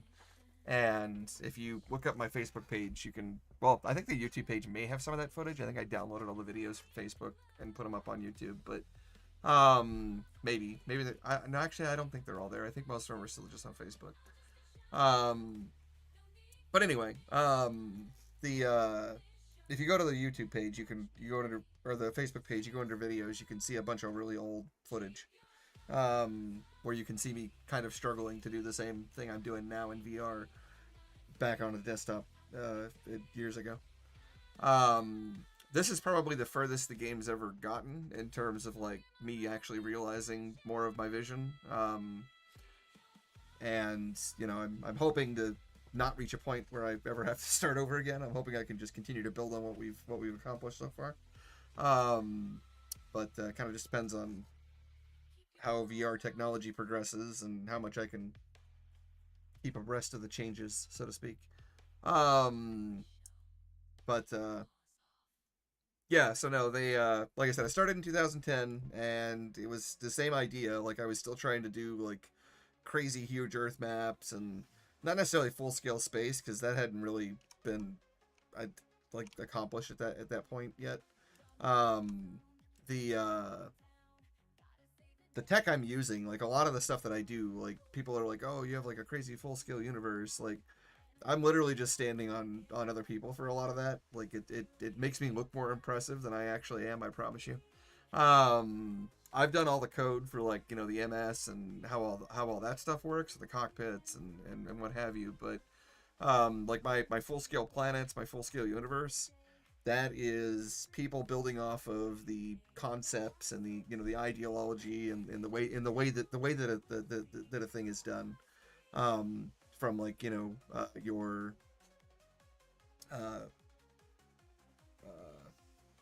like larger space games, all of which escape my face at this point.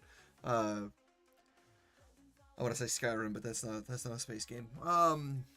We all know what I'm talking about, though. The big ones where you have, like, crazy planets and you can land on them and take off and do other things and blah blah. There've been a couple. Anyway, there's a dev in the Unity asset store, and he's been working on a variation of this for almost as long as I've been working on my game, if not as long. Because I originally bought his first version of the assets that I use now. I want to say back in like 2012. Yeah, No Man's Sky. There you go. That's what I was trying to think of. And you said there was Sky in there somewhere. Skyrim, No Man's Sky, you know, it all involves some kind of sky. No, so they went through and they basically built a whole like system for this, and you can buy it on the asset store, and it will out of the box give you the ability to do like full scale planets and all that. My version of Floating Point, I do not use the one that he gives you in the box. Because I use mirror networking, I have to use a different version of Floating Point integration that allows me to do what I need to, like, on a network-based game.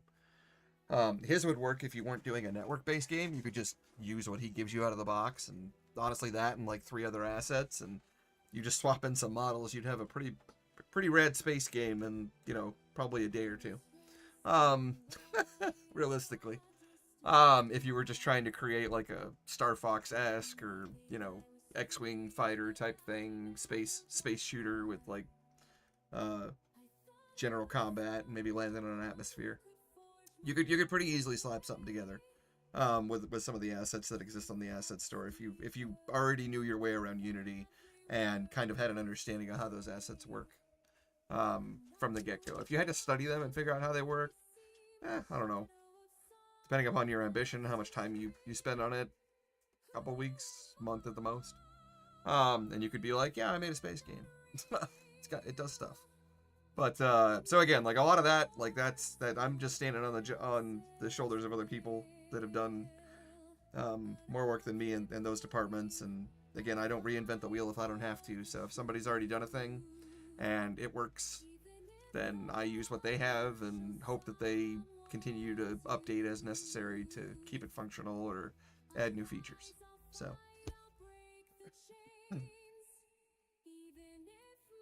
But yeah, no, most of the models you see in here, I have a guy that I work with, and he makes those for me. To hilariously painstaking detail. He's never seen Gundam. I don't think has still ever seen Gundam, despite working on this with me for a few years now. I want to say it's been like 6 or 7 at least. And that I've been working with this guy, and I try to stay with the one guy because that way all my models stay consistent, and he and I have a pretty good arrangement for like pricing structures and whatnot worked out. But I don't think he's ever seen Gundam. He doesn't have a VR headset because he's asked me like, oh, can I like try your game or whatever, and I'm like, yeah, totally, you can download it for free, do this, blah blah blah. And he's like, oh, well, I don't have VR, and I'm like, yeah, well, unfortunately I can't help you there, but it is VR only. I briefly tried to think about entertaining some version of kind of VR chats thing where it's like we have a desktop client and a VR client. I don't quite know how I'd pull that off, and I don't really think it's needed per se. I think if I wanted to build a desktop version of a Gundam game, I would just build a second game and do it that way. Because it would be easier, honestly, to just be like, here's a Gundam game on PC. You can just use your mouse and keyboard or a controller and be like, pew pew, and it would just be Bandai's stuff. I don't really know why I'd bother, because again, like, they already give you a plethora of options for that. Admittedly, not so much on PC. Although they did give you GBO too, so I guess that's pretty close. But between that and Breaker. So, again, I try to stay to the VR realm because I thought about doing something on like just PC only, but I'd pretty much be making like a Bandai version. I mean, the best I could do would be to use my cockpits and put you in like a virtual pilot cockpit seat point of view, which to my knowledge Bandai doesn't do in anything currently. But the game itself would still be basically the same thing as Bandai gives you. It's just the view from the camera would be from inside the cockpit. Which admittedly would be neat, and I wish they'd do it, but I'd probably play more of their games if they put me in the cockpit, so rather than a third person hack and slash.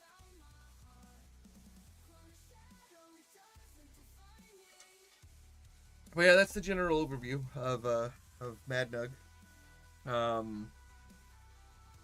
I'm super unoriginal with my name. I named it because I like the soundtrack from Unicorn that's titled MADNUG, and I used to listen to it a lot, and I was like, oh, well, I'll just call my game MADNUG because it's Gundam spelled backwards, and originally I tried to work out like an acronym that would stand for something, but I couldn't come up with anything relatively clever, so, and certainly nothing that wouldn't end with the word Gundam at the end, which would defeat the whole purpose anyway, because they would just be like, yeah,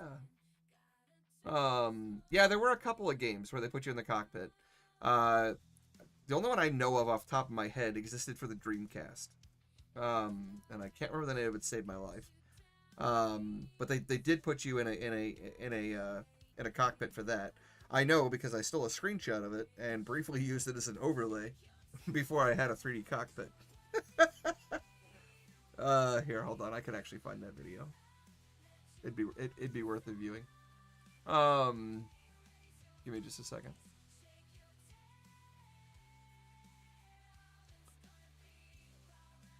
I can dig that up.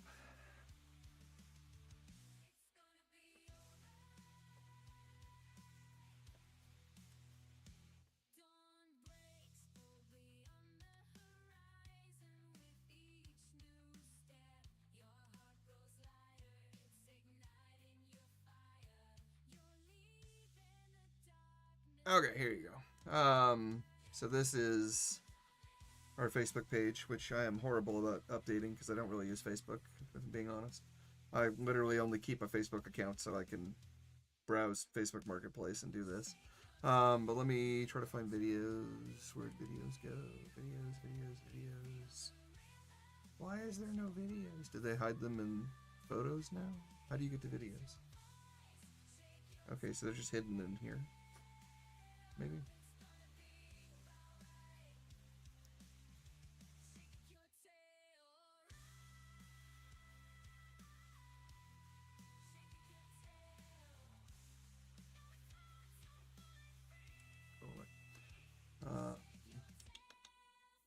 Oh yeah, so here's where we were working on the cockpit, the original RX cockpit.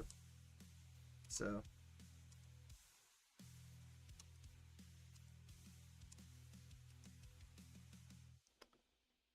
And originally I was putting text in the graphics, and that's not the way. It gets so blurry. There's my Xeon Pilot model. Here's the, this is the, oh, I never showed you that. This is the Zaku's cockpit for the 1 Year War. So.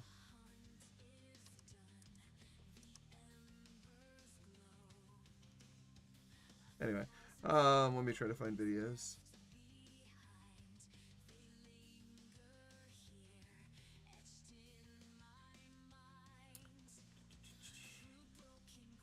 Oh, here's cockpit designs, and various control sticks and things. I found a guy on years ago. I can't get a hold of him now. I've tried messaging him to see if he'd still do more work for me, and he unfortunately has gone the way of, Oh!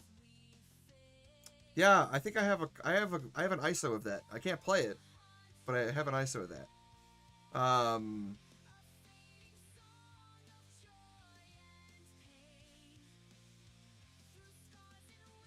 But yeah, this was cockpit designs originally back in the day, that we did.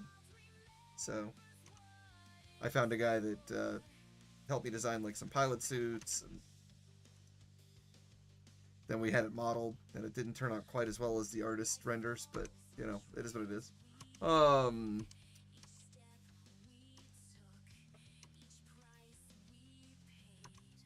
yeah, this guy did a really good job with his artwork, and it makes me sad that I can't get in touch with him anymore. He doesn't respond on his DeviantArt account, and I'm very sad about this.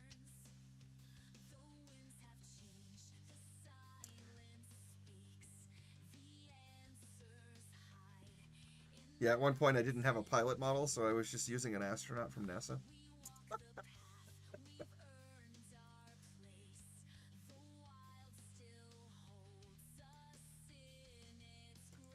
So this is back in the PC days. So this is what it looked like when it was on PC. So you had like a helmet that you saw through, so that way, you know, it was a... might be Rise from... Yeah, that might be the Dreamcast one. Rise from the Ashes. But this was all PC. So you had a 3D cockpit, which admittedly I only had the one back then. But I had space colonies. They weren't great looking, but they were there.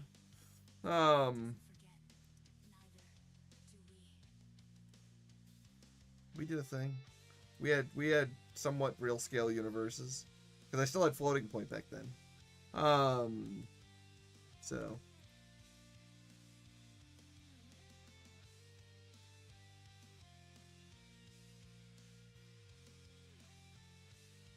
these are my Earth maps. They were so beautiful.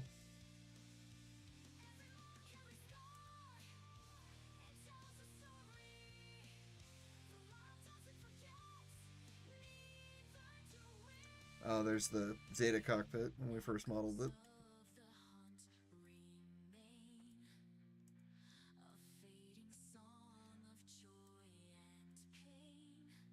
There's my mock-up of a bridge from free Unity Store asset, or well, I don't remember if they were free. Some kind of Unity Store asset, because I didn't have access to a ton of models back then. So we worked with what we had.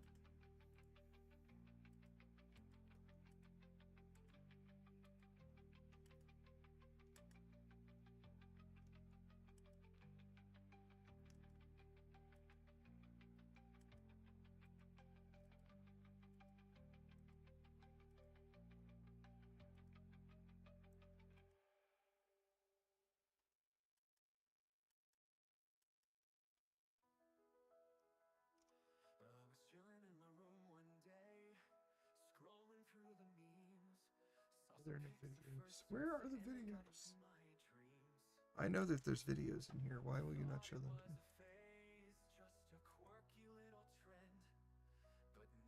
Can I just type videos? Will that work? Videos.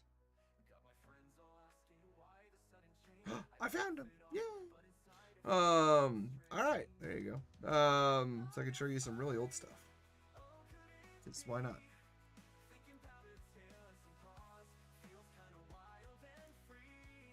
Super old.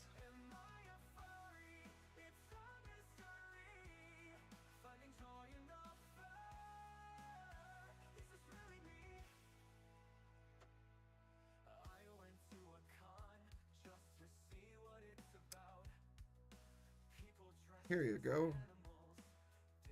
It's the RX-0 in the rain. And this was using the track IR, so I'm just looking around with my head.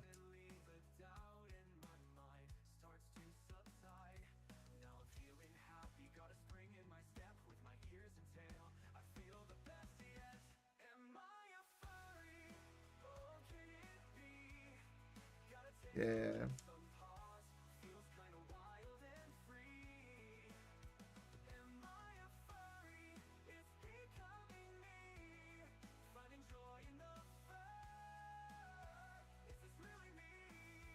This is me testing Vulcans in the RX-0. Way back in the PC days. This is before the game was really anything, if we're being honest.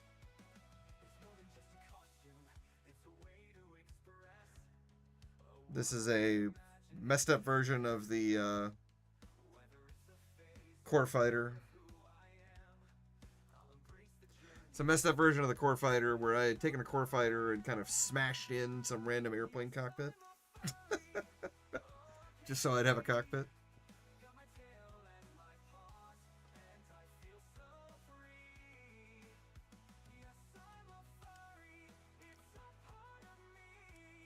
Here we get it.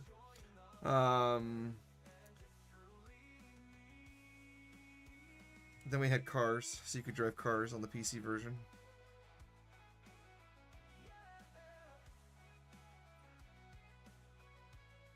Because, you know, I mean, you gotta have vehicles, right?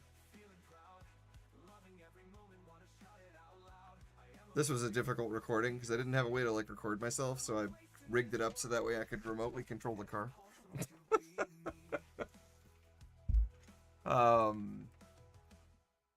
But yeah, so we started with that, and then, oh, here's just the lights turning on when it gets dark, so. Oh, this one's cool. You gotta see this one. So, at one point I had the gun tank in there. I intend to bring it back in a somewhat similar fashion in terms of how you actually do the targeting. It'll look better, of course, but this is what we had. So we're driving our gun tank.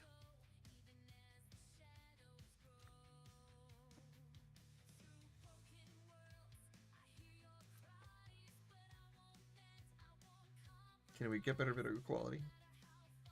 HD. There we go.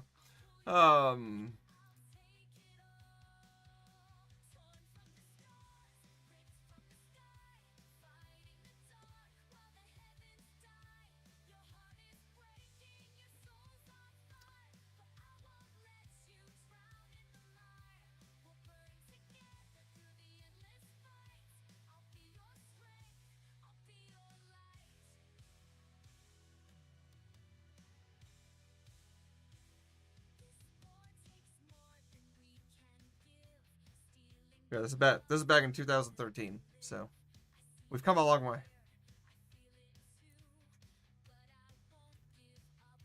That would never blow up. It couldn't die. It was just target practice. But anyway, yeah, we went from that to inevitably I stole the overlay from the one game and photoshopped it so I could see through it.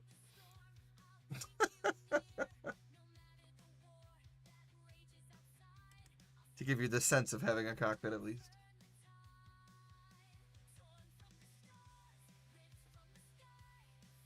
But that's from that game. That's from the Rise from the Ashes, I'm pretty sure.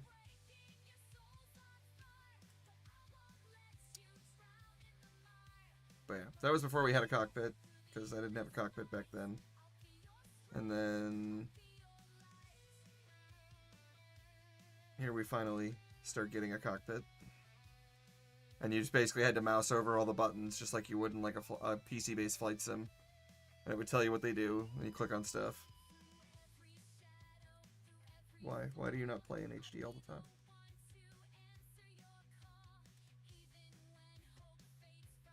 Yeah. No, we've come a long way since these days. It's progressed significantly. Admittedly, technology helps, but, you know, technology, you know, I as a person have progressed. I make more money now than I once did back then.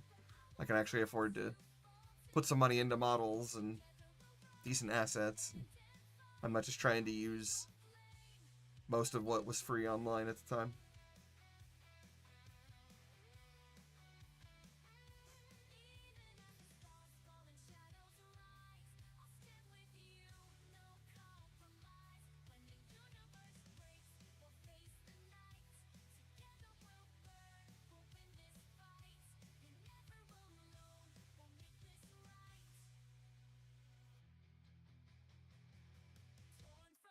This is me flying this ship.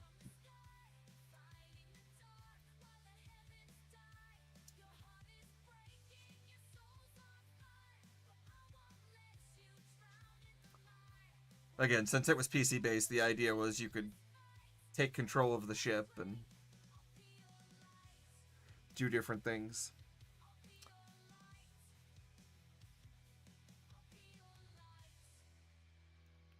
Admittedly, that movement's way too fast, but, you know. Doesn't matter. It's in the past. I can't fix that even if I wanted to. I have a copy of that code, but it's broken.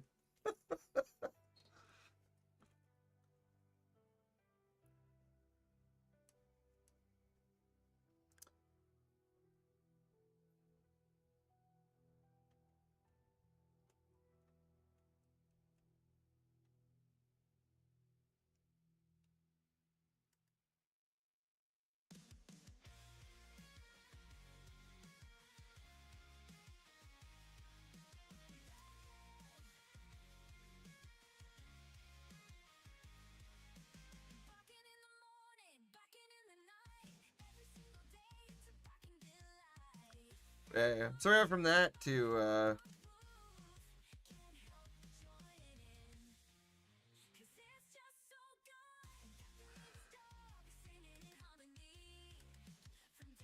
me playing with more full-scale planetary stuff. This was my attempt at recreating the moon.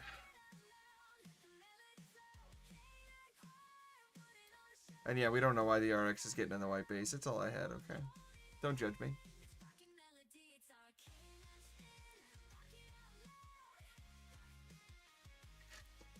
And then the same guy that commented earlier on your thing, he goes, "Can you fly to Earth, though?" Oh, you can now.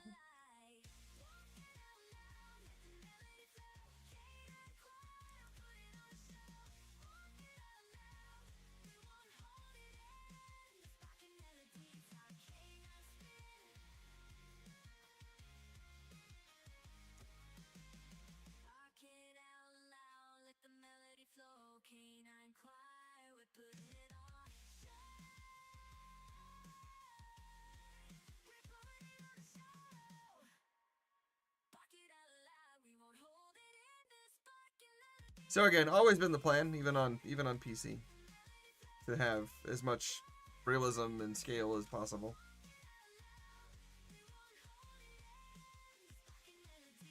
Admittedly, that Earth you weren't flying to, it was just a giant image. That's why there's so much Z fighting.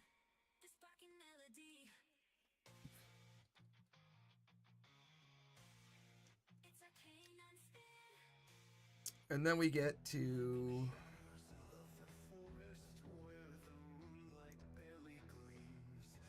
I think this is one of the better builds. Ignore the fact there's a Xeon pilot in here. I didn't have. I only had a Xeon pilot, and I didn't know how to make the hands do animations for grip, etc. at that stage of my life.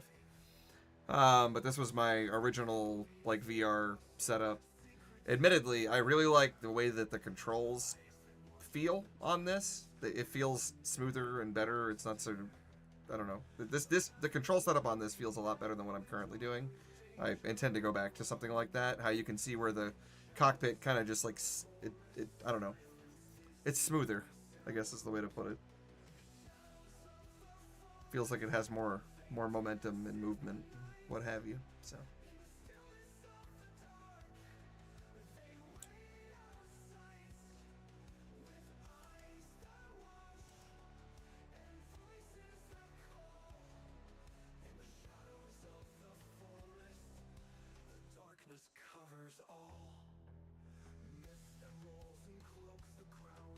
But yeah, that was my first foray into trying to do something into VR.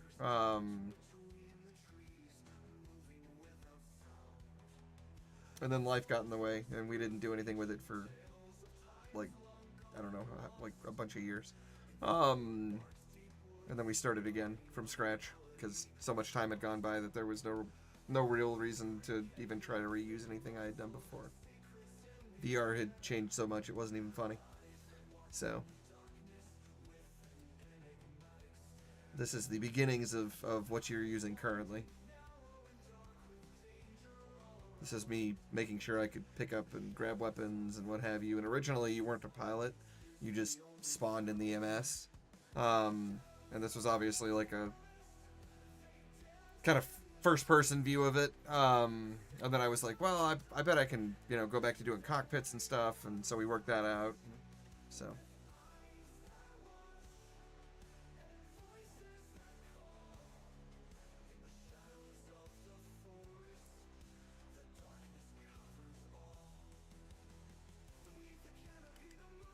So, yeah, that's that. And then inevitably we got a cockpit model and we started working on like boot up sequences and screens, and that sucks. So then we did this, which is a little better.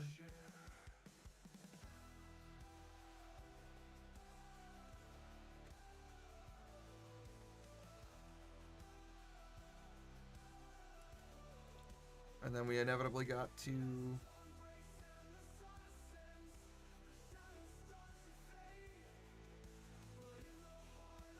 this.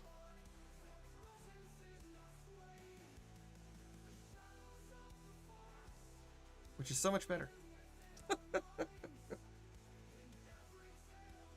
Yeah. No, it was just a basic AI combat thing.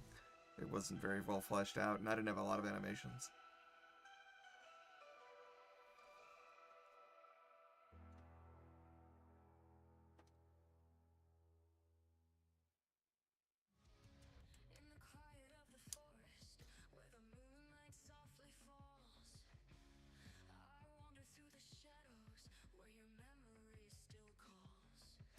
Oh, and then we had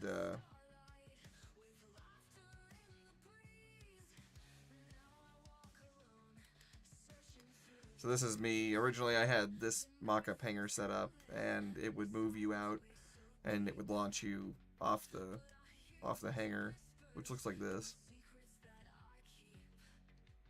And to be fair, this is just me dragging the MS out of the hangar bay. It's not actually being launched. I was just making sure the animation sequence worked.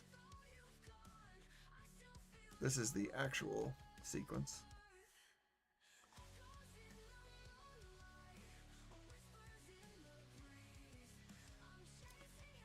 So originally you would start in the hangar bay, you'd go over here to this little blue thing, you'd stand inside of it, and it would bring up a little menu where you could choose what MS you wanted to spawn, and then you'd get in it, boot it up, and once you were ready, it would take off. Kind of like... Oh, do I not have one of those in there? Maybe I don't. No, I guess I don't. I don't have a launch sequence there.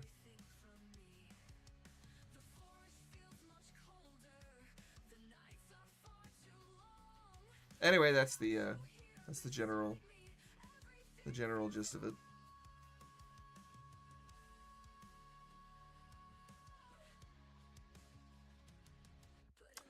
Oh, and this is what the Zeta looks like when it transforms.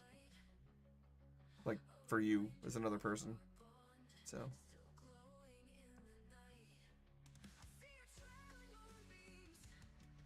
it's not perfect, but it gets the point across.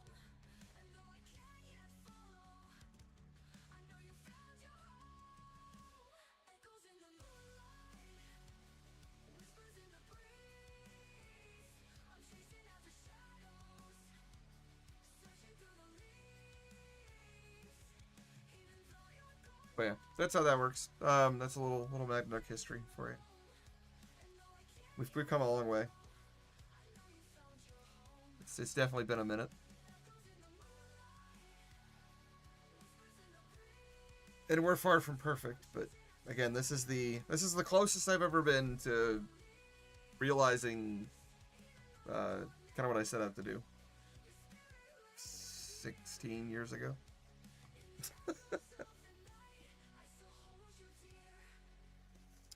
It's been a ride.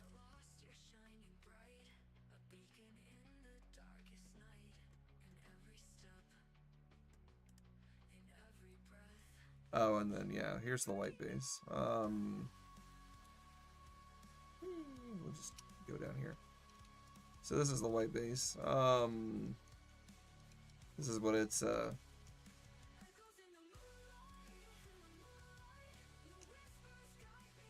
we go. That way it won't clip. Yeah, this is what it looks like.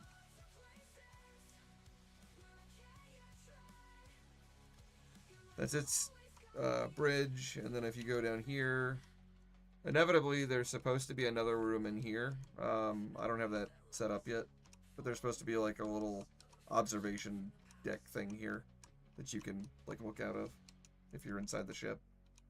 So you'd stand like right here and you'd be able to see out of this. We're not there yet. We're still working on that. And then you've got your middle hangar bay. This is where they put like the gun tank and probably other things. Let me get rid of that loose eye. Hold on, because we're inside of it currently. Bye bye. All right, thanks. Yeah. So this is the ship interior for the center section, and then obviously this door pivots downward.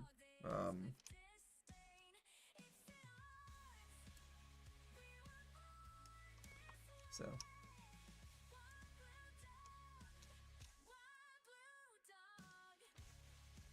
And then you have your normal hangar bays. And again, both those doors open, and then they just look like this, and then you've got a little walkway here. And the idea, again, is that you'd walk over here, and you'd be able to get inside your MS. So. And then inevitably, there is a floor tract for the... Where did that go? Why is it not there? Well, there's supposed to be a floor tract for the launch pad, but it's not there.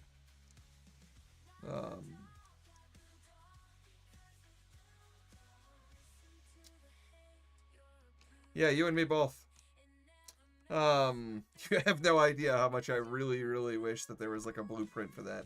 And I'm actually kind of shocked that Bandai has never even tried to... I mean, they give you like some like really, really old... like hand-drawn cutaway image type things, but they never really fully explain like the layout of the ships. And like I'm never not amused by that. I'm never not amused by the fact that we don't get more of like a fleshed out, because like we get technical manuals, right? I have scans of tons of them, but they're always just like a, you know, little bit of technical history, and then mostly just like some screenshots of mobile suits or a line art drawing of a cockpit, and some, you know, basic like screenshots from the shows or something. They never really go into a lot of detail about all this, and it's fascinating to me that they don't, because again, like they don't. I understand. Like they think everybody's just here for model kits, and that's what saved the show originally back when it came out. And I get it. And that's probably the only reason we even get more Gundam is just because, you know, the sale of model kits. I get it. But like from a technical perspective, like dude, I would shut up and take my money so fast if they would give me like, you know, the big book of Gundam for like technical details, and they could break it. Don't have to be one book that covers everything. Like they can break it up. I don't care, but like seriously. So I actually have a general idea of kind of how I think this gets laid out. I don't know if I still have a copy of that. Hold on. Let me see. We'll go down. We'll go down a bit of a rabbit hole here. Hold on. I got you. It's in here somewhere. I bet you it's a scene. Hold on. If it's still valid.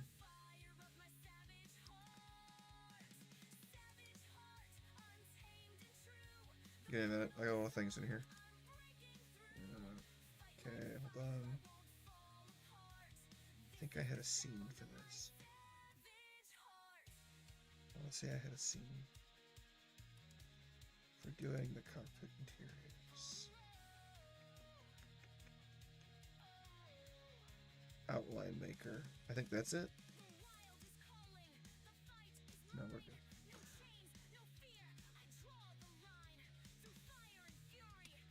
Well, that ain't it. Hold on. No, that ain't it.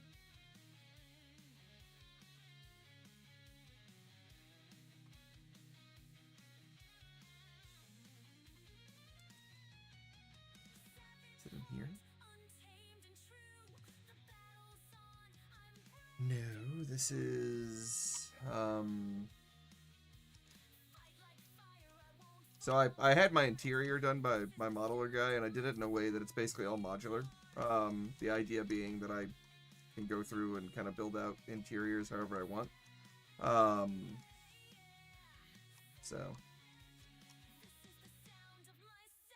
But this is like all the pieces to it. So we've got some like steps, some railing.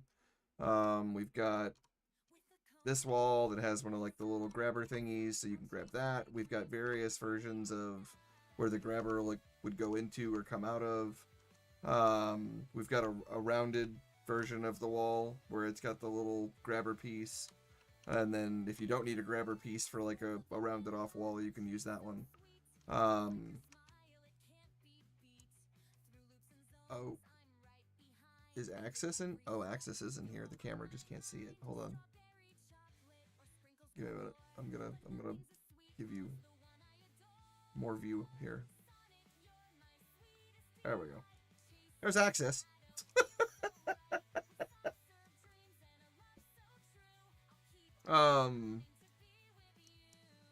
We'll go look at that guy in a second. But yeah, so this is just different interior walls. There's some like piping down here. Yeah, there. Stop cutting stuff off. But yeah, you've got that. You've got just a general wall, a wall with a window, a wall with a bigger window, like for an exterior.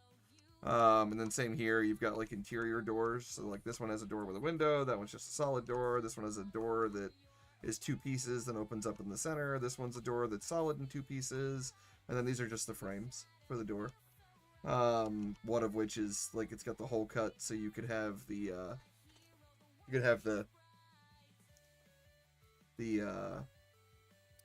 little handle, the space travel handle thing, go through it, so it doesn't get blocked by the door. So yeah, that's that. And then this is Access. Whee!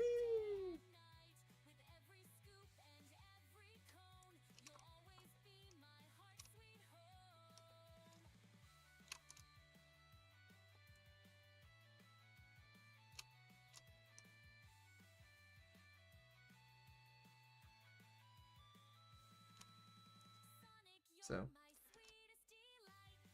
it's not perfect, but our only imagery of Access was it's pretty dated, so we had to work with what we had.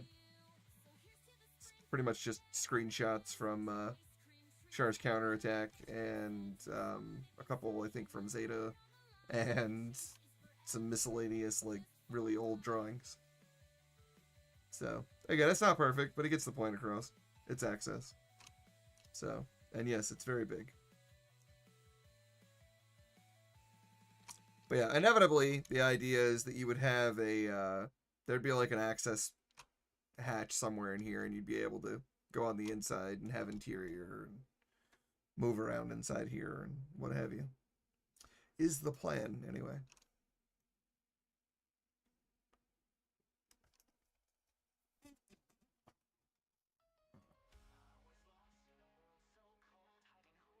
But yes, definitely Big Rock.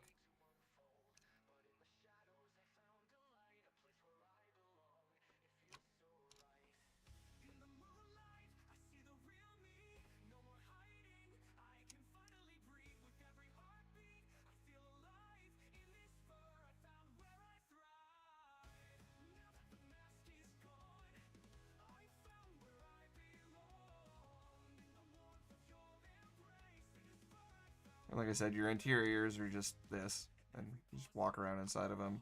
Ignore the seaming. I need to edit the model so that way the like edge of it is at the corner over here, because right now it's kind of in like the middle and it's hard to get it to snap properly.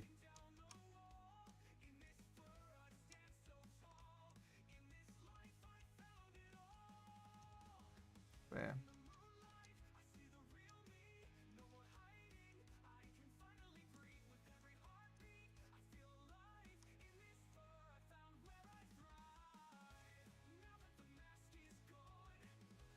And then the interior is basically duplicated. It's the same thing. It's just I've got one here that's like big for an MS for testing, and then I've got another one over here that's human sized.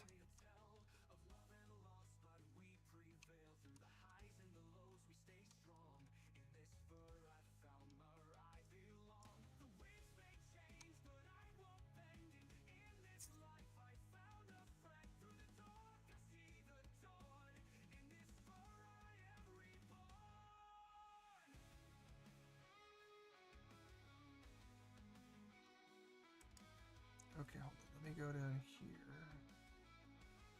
Here are resources, right? Should be. Yeah, there we go. Resources, prefabs, ships. Okay, that's not it. Hold on.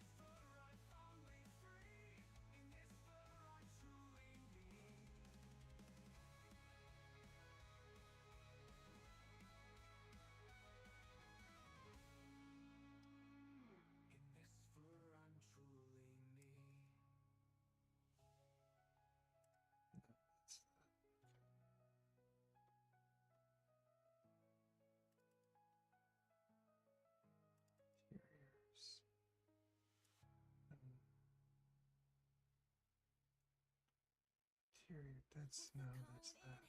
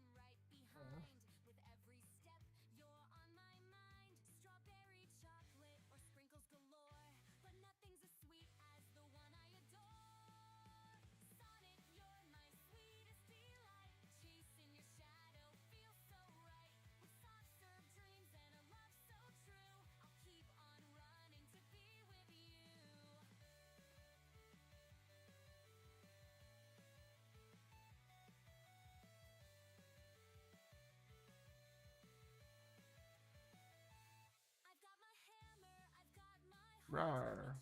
It's a really old version of Death Scythe that I just really wanted to play with, so I threw it in there. It uses the RX-7 or the RX-78's cockpit because I didn't have a different cockpit at that point. It's just like say less. Want to play with.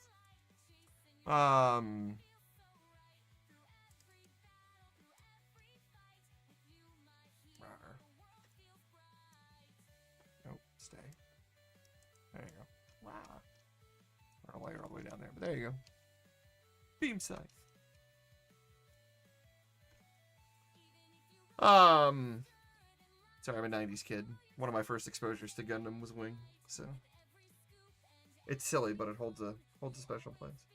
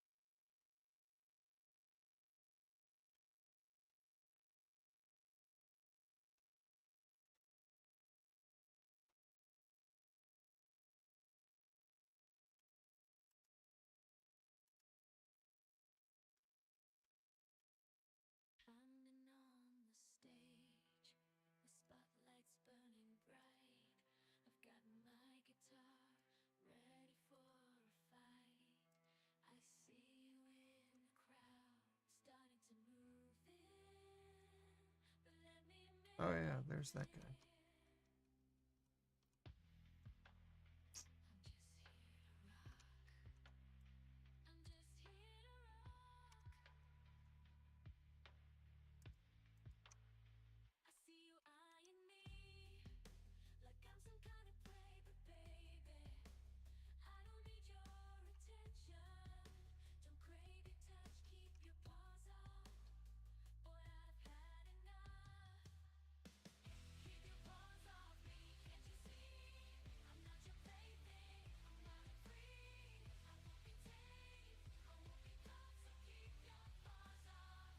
Give me a second, I might be able to find it. Just let me locate my guy here.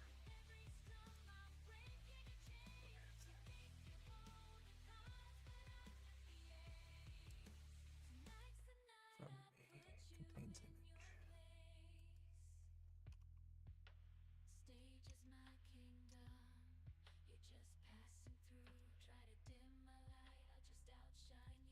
This image.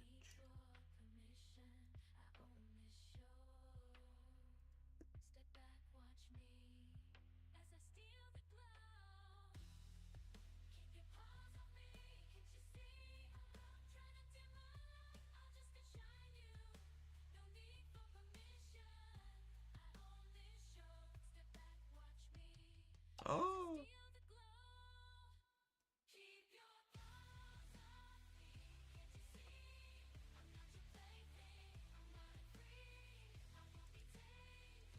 I did do that? I did do that. Where did that go? Why don't I have that in here? Hold on.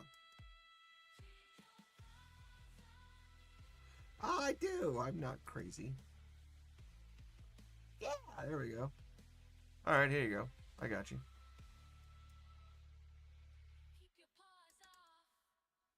Okay, so here you go. This, which originally had colored blocks, but since we're in what's its face, it's gonna be all angry faced about it. Give me a minute. Hold on.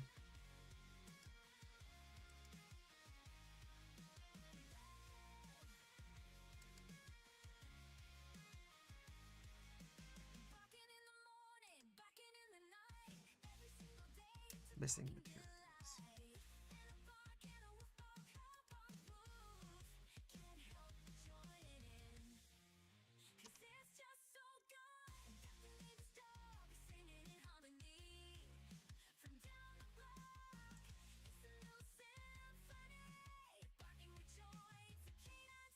Hold on. Hold on.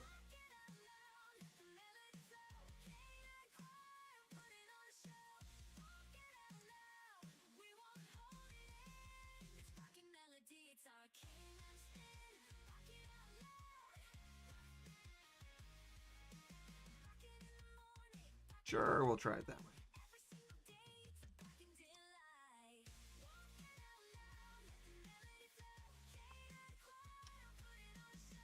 Give me a second. I have to restore missing materials.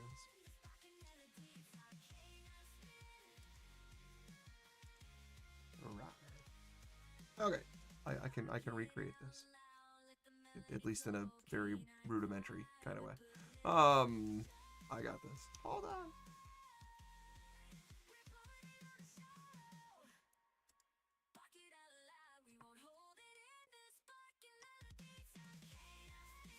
Why are we missing materials?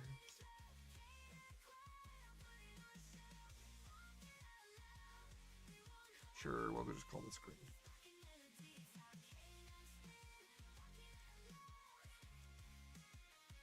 Why not? Work with me?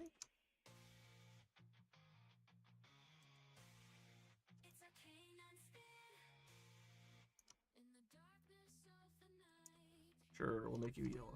The bridge is yellow. Why not?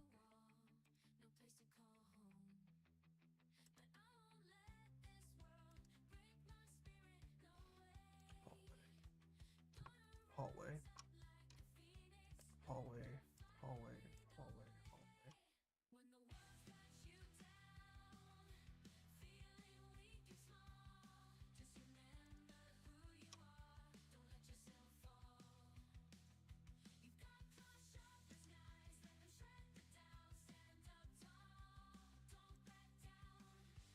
Sure.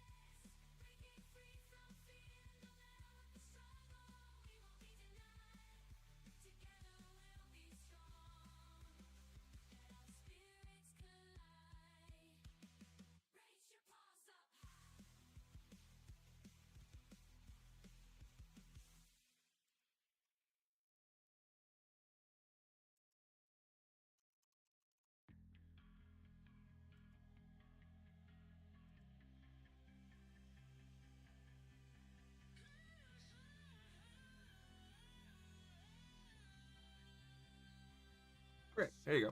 So this was my general, like, thought process. It's not perfect, but I mean, for being able to feel like you have something to explore, I figured it would be better than nothing, right? And it's probably in need of some kind of revamping slightly, but again, work with me. So you got your bridge up here, right? And then you've got your little hallways, which are the white ones. Oh, we forgot an elevator somewhere.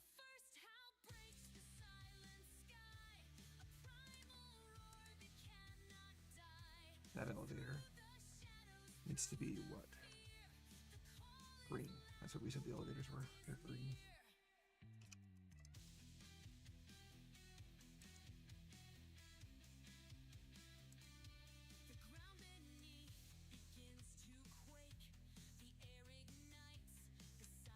Okay. So inevitably you got your bridge. You come out here into basically you've got like a door or exit here. I figured there'd maybe be a door in the center, and then a door over here. Both of those lead to basically like a little hallway. In that hallway, you've got elevator access here and here. And then you've got basically like a small room, like a storage room, and then like another room. I figured maybe like, you know, maybe you have like bathrooms and then like a general room, or this is like captain's quarters up on the bridge. I don't know. And then you go down the elevators, whee, and then you're on basically like the first section, which has, you know, basically you exit here, the door would open on this side, you'd have your hallway. Then you could walk down this side of the hallway all the way to the end, down this side of the hallway all the way to the end. And then inevitably, again, you'd have like 2 storage rooms or something up here. On the lower deck, you'd have that second bridge with that window I was talking about earlier. And then, again, there's just a bunch of like quarters and rooms and maybe like a lunch thing or whatever and what have you. Like all these little orange things are just like rooms of some kind for some purpose. It's a very rudimentary and crude way of laying out a floor plan, but I'm not an interior designer, so somebody else wants to give me a better floor plan, I'm happy to do whatever. That's why I have a modular interior, so we can literally just be like, yeah, this goes that way, that goes this way, this goes that way, etc. I agree it would probably not be that simplistic and much more complex, but I'm just trying to do what I can with what I have, man. And then you take the elevator, so you'd go from like this elevator here, woo, and then you get up to the bridge, or if you go to the bridge, you go down here. And then again, this elevator will spit you out on either one of these 2 floors, doesn't matter, there's an elevator access for either one. Then you can go down this hallway, get over here to this elevator. So like if you were up here and they were like, oh my god, you got a sortie, like get in your MS, you'd have to go down this elevator, whee, to at least this floor here. Or wait, no, you'd have to go down to the 2nd floor, because that 2nd floor is the only one that actually has access. Then you go here, over here to this elevator, down here to this hallway system, which again has some rooms and things for, you know, putting on your pilot suits and whatever else. And then maybe these have like a viewpoint into this somehow or something, but so you can see inside the main like hangar area. But so that's how that works. And then again, you go. This is an elevator here, so you don't have to go out this elevator. You can just go through it, and then you'd be on like the top floor of the hangar bay. And then if you wanted to get to the bottom floor, to like walk around on the bottom on the floor, you take this elevator down here, and then come out here, and you'd be on the inside of the ship on the bottom, and you know, looking up and blah blah. And then again, this is just red means hangar bay, so why are we all discombobulated? What is going on? There you go. Yeah, so you got hangar bay, the main like deck hangar thing, a view deck, whatever thing there. I called it a bridge, but it's basically like a giant, I mean, it might be like a secondary bridge or secondary view deck, I don't know. Again, we don't get a whole lot of details about these things. I just work here. That's what I came up with. That's why the modular interior and the plan inevitably would be just to, you know, make all those spaces, allow you to be able to kind of move around the ship.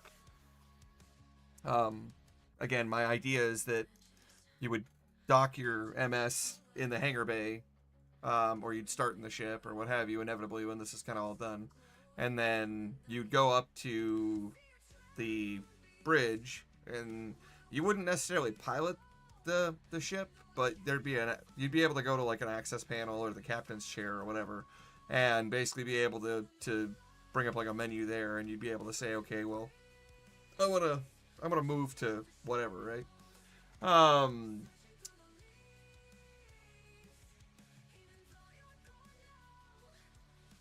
Yeah, again, I'm not an interior designer.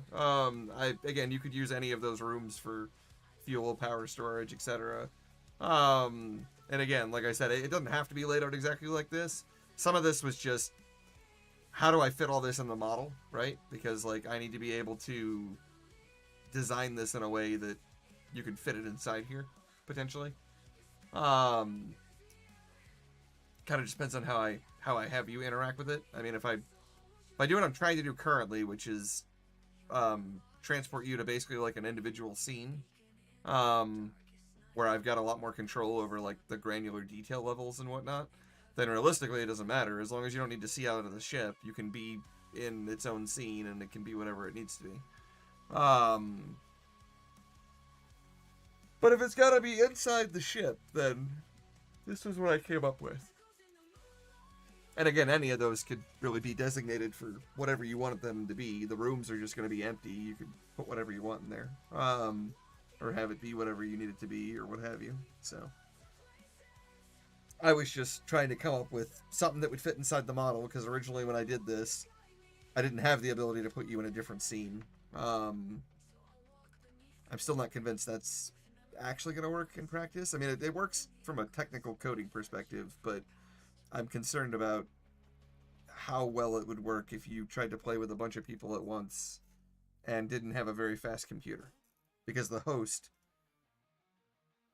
essentially has to load and store all of that data, even if they're not in that scene. So, like, you as a host are still technically loading into memory, like, all of these other levels that people may exist in, even if you're not actually interacting with them. Because you have to store, like, you know, they interacted with this, they interacted with that, and so on and so forth, and it gets complex. So I still don't know if that's going to work in practice from a performance perspective. So we're still testing.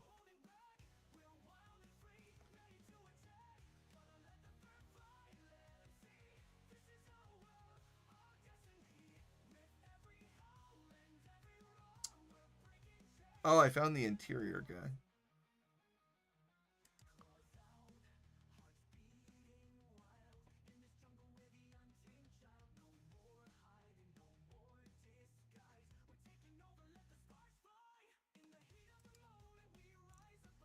I'll mute his video, but I'll show it to you.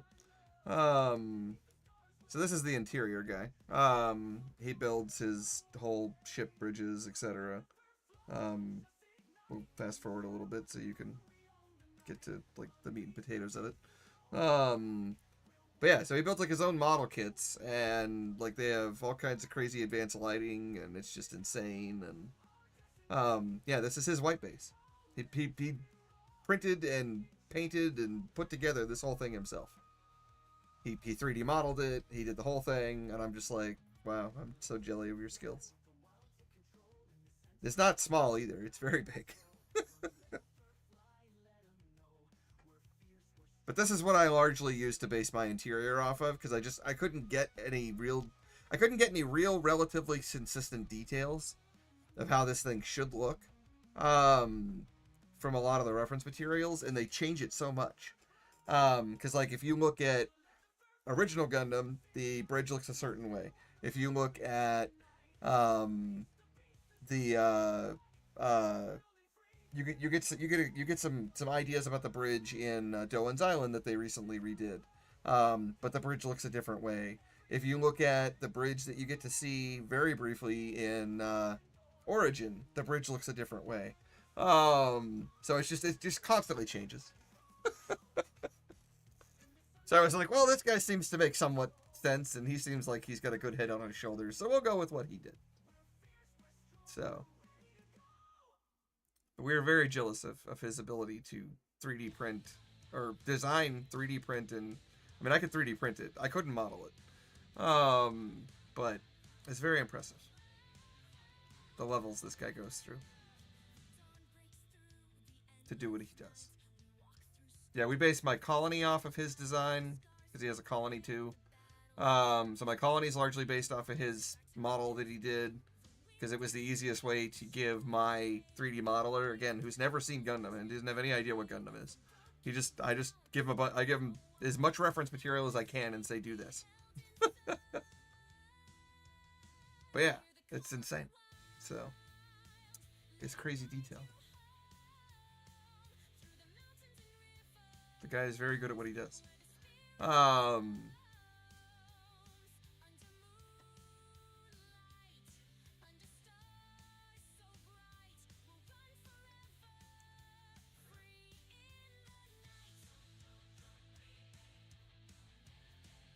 he's even got the kids looking out the window. I mean, come on. Violating all military protocol, I'm sure. I mean, rescue them, sure. Let them on the bridge, different story. But yes, no. This guy is quite good at what he does. I really enjoy when he posts new videos. Oh!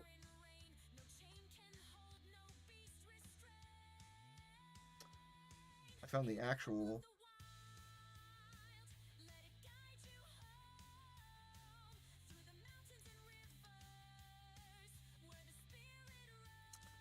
Oh, okay, so we're basically still the same. My coloring was a little different originally, but it's okay.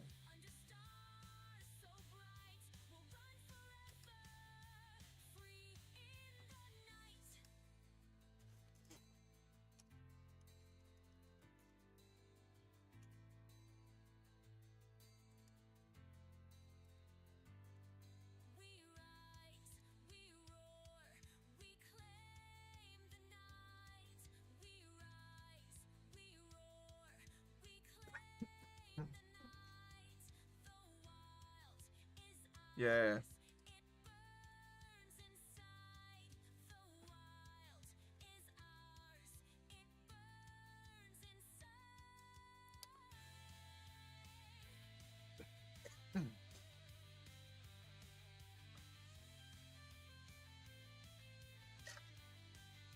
That is very true. They definitely kind of do what they want with not much regard for actual practicality. When you start really kind of nitpicking stuff apart, you're like, well, that wouldn't work like that. Even from an animation perspective, and I get it, like, you know, they're like interior cockpit pilot controller shots are mostly just fluff for the sake of, you know, feeling like you saw a thing. It's not really meant to be like, this would be accurate. It's kind of like when people animate people playing like an instrument or largely piano. They just push keys. There are very few shows that actually animate the piano properly.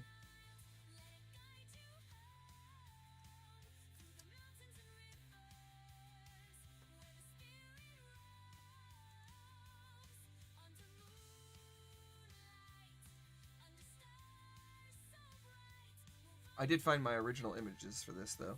So this is what I originally sent the dev guy. And the coloring was red is hangar, green is bridge, yellow is elevator, orange is elevator, doors on each side. Dark blue is small room, like a bedroom, etc. Light blue is a large room, like a briefing room, mess hall, etc. And white was a hallway. So it's the exact same thing you just saw. It's just the colors actually have a defined purpose to them.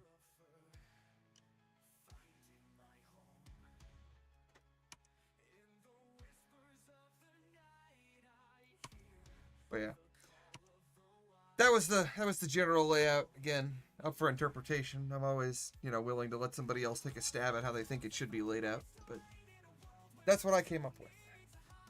It's basic. It wouldn't be super, you know, lucrative, but at least it gives you something to be able to be like, oh yeah, we did a thing. And to be fair, my scale here is probably way off. Like, for all I know, these rooms are way too big, and the hallways are way too big, and you'd have a lot more space to do things with in there than I think you do, but I don't know. You'd kind of have to take the pilot and put him next to a cube and size the cube and block out the rooms and do it that way and figure it out.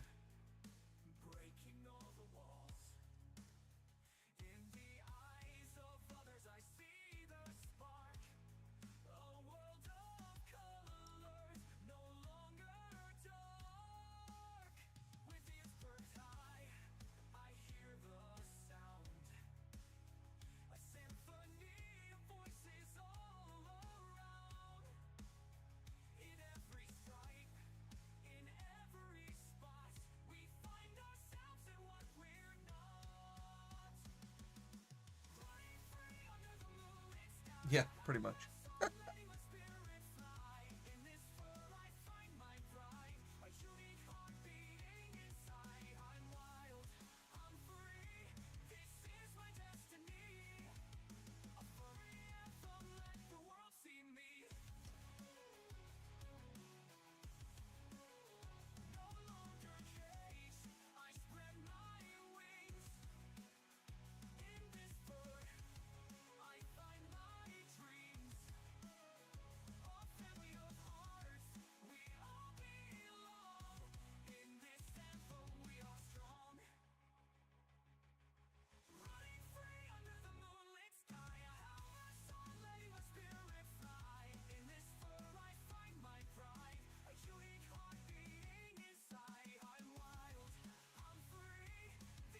But yeah, no, no, my guy, my modeler does some pretty good work replicating my crazy requests based on sometimes the very minuscule or oddball references that I give him.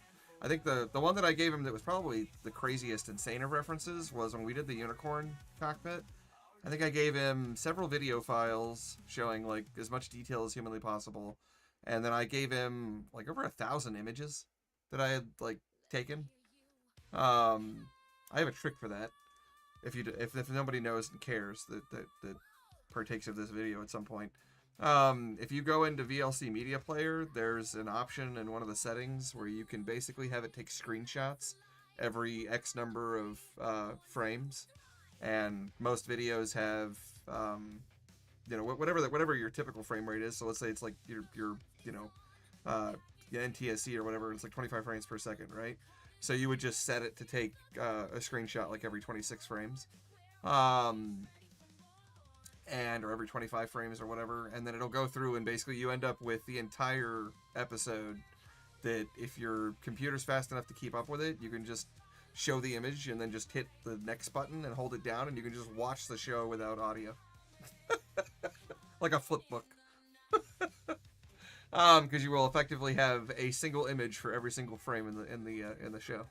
But it works great for being able to like really make sure that you don't miss any like shots or details when you're really trying to get references.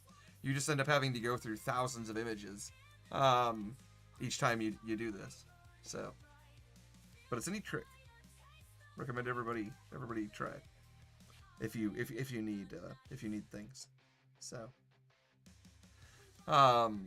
it is the way to get your references.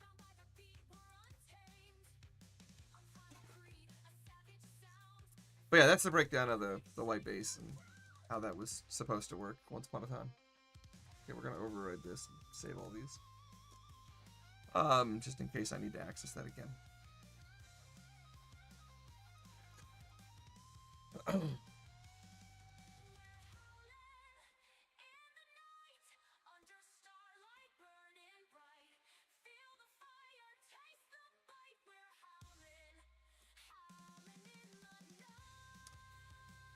But yeah, that's how that all functions. That's how it all works, and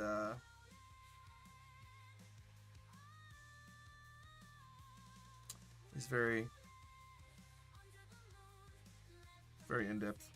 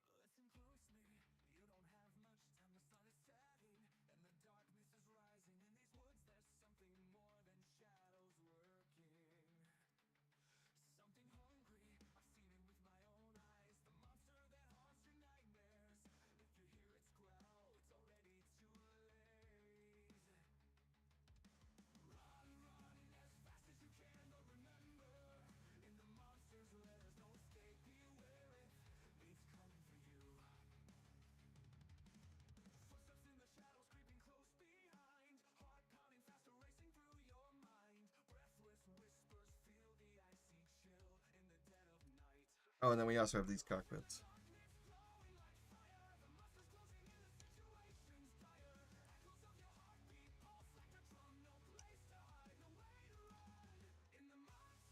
So this is the Jagan.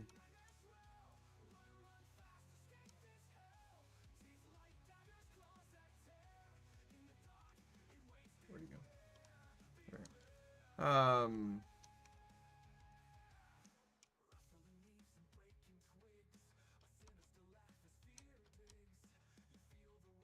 there we go.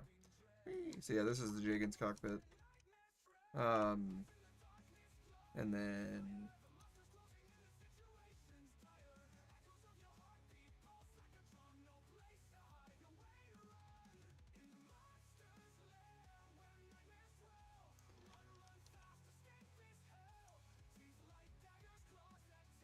this one is the Delta Plus.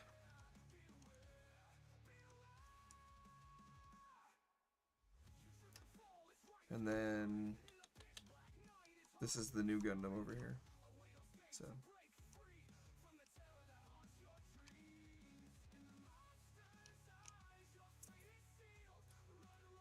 So again, lots of things. Most still yet to be realized and integrated, but tons of things, lots of work. More to come.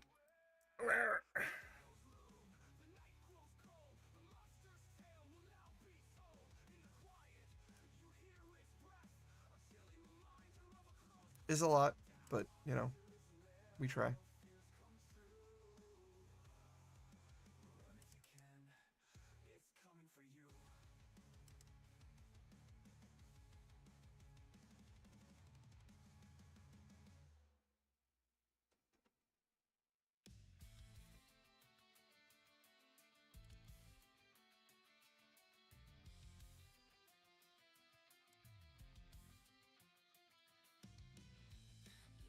What is this one?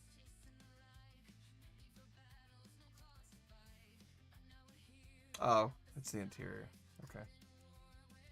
I got you.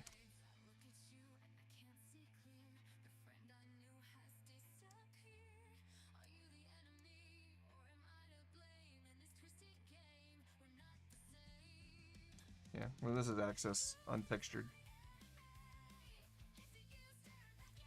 It's just gray.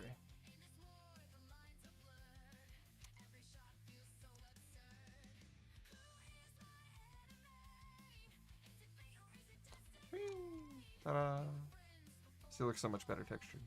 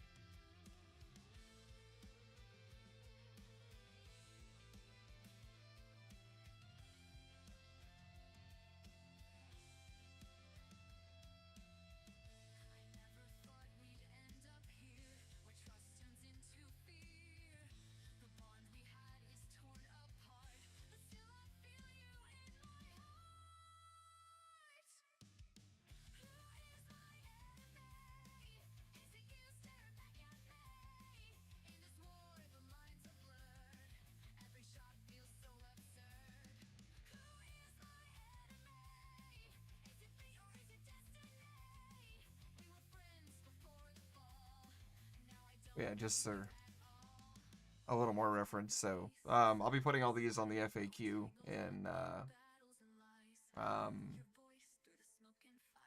the Discord server, but they used to exist there. I cleared a bunch of stuff out because we had issues with scammer or not scam. Well, yeah, I guess scammers coming in and like fake posting on a bunch of things, and they just like override every channel all at once, and it's so many things to try to clear. So anyway, so this is a breakdown of like what's in the game and where the interiors are. And what's going on and what interiors I still need. I still need the gun tank interior, still need the core fighter interior. I technically have this one, so I can mark that one is work in progress, but and then modular interior we have part of. I may need more, but we've got stuff to go on. Gundam frame for Aibo, we've got at least one. And then again the other cockpit, and then MS. This is all of the modeled MS that we have so far. Like 255 suits. Admittedly, most of them are related to the 1 Year War. I have some miscellaneous ones for other series. I don't know if I'm going to use them because I'm not certain if the quality is where I want it to be. And then ships. This is all the ships I've got. So, and then this is just some notes on like their in-game health levels and things. Right now they're all exactly the same. May not stay that way. I just copied and paste stuff. And then this is just whether or not there's an AI variant of it, and whether or not it has an interior, and all that stuff. And then same thing here. This is just miscellaneous, like general vehicles, like, you know, tanks, jeeps, cars, whatever, tiny little airplanes, whatever it is. Because inevitably, I intend to, because again, you could be a human, right? So like, I intend to give you the ability to, like, if you walk up to a dock, there'll be like a little panel there, and you can be like, oh, I want a boat. Give me a boat. And it will spawn a boat, and you can get in the boat. And you might go, well, why wouldn't the boat exist previously when I get there? Well, mostly resources. What if you don't actually need a boat there? So, it's more just you'll be able to walk up to like a panel, and that panel will be universal. It'll basically be the same panel everywhere. Just so that way it's easy to recognize and be like, oh, if I go here, I can do the thing. And that's how the current one is working. I have a very crude Haro kind of standing on a pillar, and you'll basically walk up to him, and you get a menu, and then you can choose, oh, I want this, I want that, and it will spawn accordingly. And then those panels they'll only let you choose, like, obviously, you know, if you're you're at a Earth dock for water, then, you know, you're not gonna request a, you know, I don't know, spaceship, for example, because that just it doesn't make any sense. So it would be restricted to knowing where it's supposed to be and being like, okay, yeah, on this location I can only allow these things. So, but you'll be able to get like a speedboat or whatever else they have, and you know, it'd be silly. Why would you want to play a Gundam game and just drive around on the ocean? But I'm not gonna stop you if you want to. You do you, man. So, you want to do that? You go. You do that.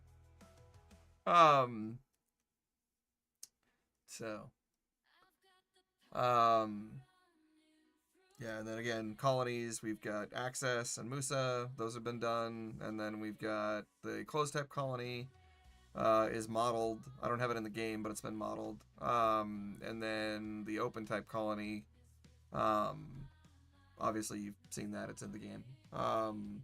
Closed type is modeled, I just didn't put it in because I don't ever go over to L3, and that's the only place that exists. So,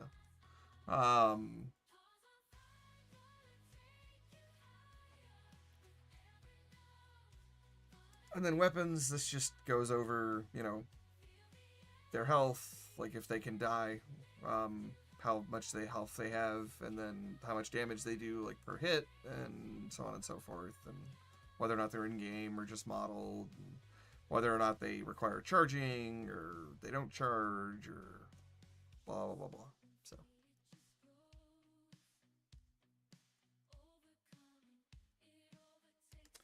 And then same thing for Melee. We've got a bunch of Beam Sabers and other things, and MS Fist Punch. Which is basically just going to be if you don't have a weapon and you happen to punch something, like it might do some damage. So.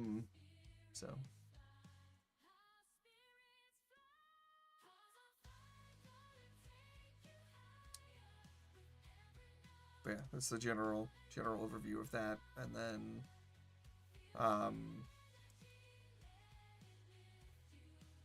here's the breakdown of the controls. Again, all this will end up in the FAQ, but if you've never seen it before. Well, you don't need to worry about that part. You just need to worry about this. I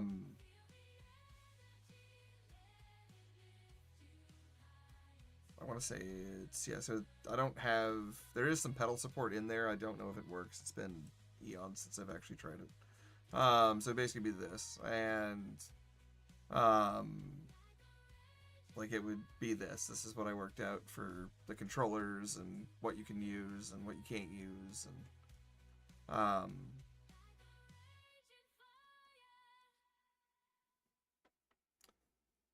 it makes sense. It works. It gets the job done. So I do use literally every button so much that I have to create secondaries. That's why some of those say, like, if you thumbstick down, you enter boost mode, and it, you know, does different things depending upon what that means. And so had to get creative, ran out of buttons.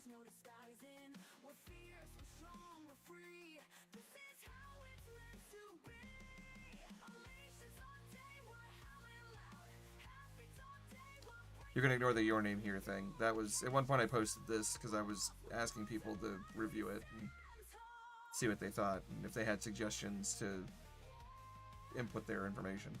But that never went anywhere. So again, it's just, this is the controls. They're not up for debate. They're so finalized at this point. It's just, they're not changing.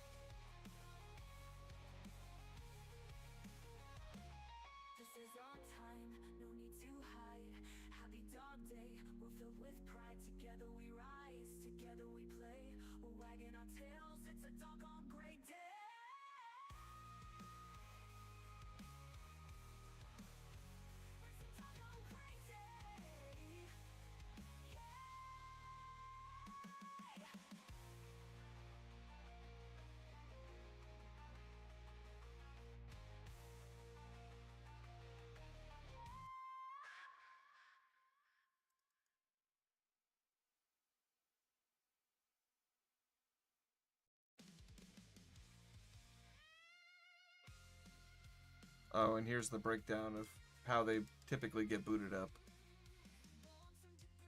Most of them have a similar button schema.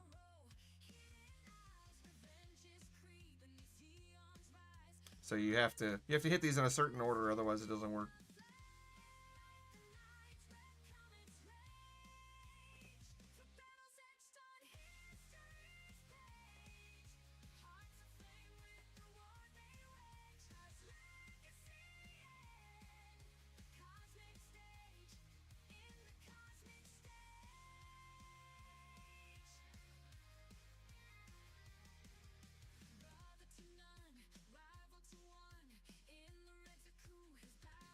Ignore the emergency thing. I don't know if I'm actually going to do that. It was just a thought when I did it. Right now there's only a handful of these that work. The main ones are basically power, charge, interior, and EXT. The other ones, the bypass and emergency don't actually do anything. Neither does bite. So, and don't ask me what bite is. My original cockpit model is based off of a Italian guy who has a really detailed RX-78 cockpit breakdown for some cinematic thing he's doing, and that's what he had for the button label, so I copied it, and I'm like, I don't know what that's supposed to be, but okay, sure. It probably means something in, like, you know, crude military terms that I'm not aware of.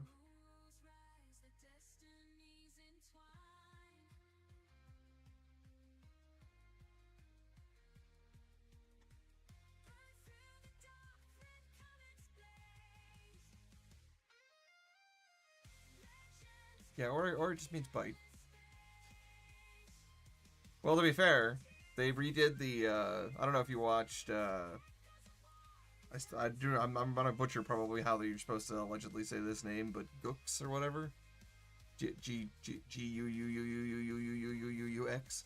The, like, retelling of the story, kind of, from, like, a weird timeline shift thing. Anyway, I guess it was made by the guy who did Evangelion, and much like how Eva 01 opens its mouth in the first episode, or maybe it's the second episode, whatever one where he writes, where he does the, yeah, there you go, whatever one where he beats the first angel and he, like, loses his shit and opens his face.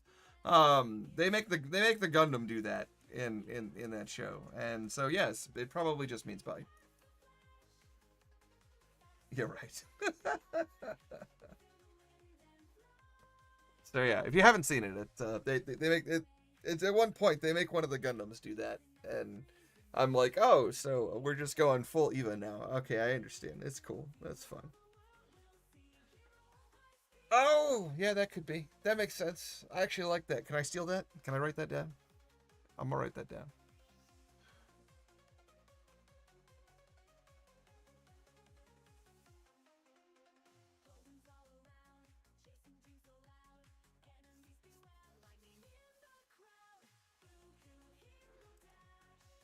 But yeah, no. Anyway, that's the crazy long overview of Mad Nug in a nutshell, I suppose. Of where we're at, where we're going. Interesting. Yeah, I'm sure it is. I have the detail that this guy put into his work is quite impressive. I'm gonna go out on a limb and assume that he's done his research. So I don't know that it's, you know, lore accurate, but I think that it actually means, like, you know, military things. As much as he could possibly get it to do so, anyway. He's never, to my knowledge, actually released that video. He's still working on it. But when it gets finished, he's been working on it pretty much as long as I've been doing Mad Nug. Because I saw his video when I started, or I saw, like, him doing his like, progress on it back then. So yeah, it's kind of been at this point, it's a race between me and him. Who's gonna finish first? Will he finish his thing first, or will I finish my thing first? I'm gonna go on a limb and assume he wins this battle, because I still have so much work to do. But yeah. No, we'll get there. I mean, there's a scenario where I may have to compromise my vision slightly from a performance aspect, but I don't really want to, and I'm trying to avoid it. But it is something I have on the back burner to consider just in case. Not that I would necessarily stop trying to do what I'm doing, but there is a world within which I could pump the brakes on trying to do all of the crazy real scale, like, battle scenario, land on Earth, take off from Earth, etc. And give you more of kind of Bandai's formula, but from a VR interactive perspective, meaning you would still be a pilot, you'd still do a thing, but it would just be kind of, you spawn, you do a battle, and, you know, that's what you get. While I continue to work on things in the background, but that's not a route I really want to go, because even if I did that, most people would just start immediately demanding all the suits, and that would take a bunch of time. And, you know, I'd rather get the core of everything that I'm trying to do done. Because the suits themselves, while some of them will take me a minute, there's some subsystems and things I don't quite know how to handle. I have some ideas, but it wouldn't work quite the way that it does in the show. It would be more just, you know, my video game logic interpretation of it, something that kind of makes sense and is fun to experience. NTD mode is one of them. Kind of exam is another. Some of them are easy, obviously, like, oh, it has increased response time, so I just make the suit temporarily faster. Sure, why not? But a lot of it is like, oh, you know, it only activates because it detects a new type. Well, what do I consider to be a new type? Somebody who hasn't died in the last 5 minutes? You know what I mean? Like, what determines you to be a new type? I haven't quite set up, like, a scoring system for this, because, again, it's more of a, almost in a way, like a open world sandbox. Realistically, you can do whatever you want. I don't really intend to restrict you or force you to play the game in any specific way. It's definitely more of a, you know, dealer's choice. Like, you want to get in and never get into an MS? By all means, go for it. You want to get in and just, you know, float around in space, listen to music? Sure, go for it. I do it all the time. Highly recommend. Just make sure you turn the AI off. Yeah, or like I said before, you know, inevitably when I get to the point where I have, you know, the vehicles in there and you can drive around and do all that stuff, I mean, same concept. You know, you don't want to get in an MS, you just want to go drive around on a, you know, relatively real scale Earth, like, by all means, go for it. Yeah, I mean, there's a lot of things, and I mean, obviously there's no, you know, hard fast rule. It could be many things, not just one specific thing.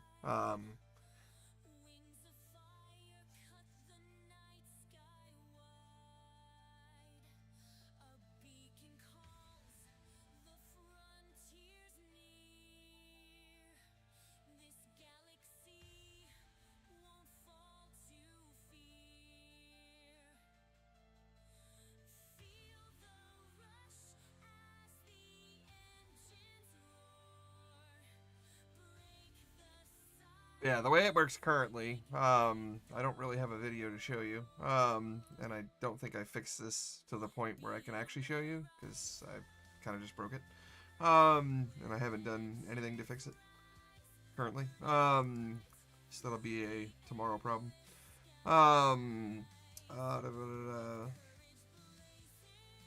So how this works currently is once you get in here, you start in a test scene.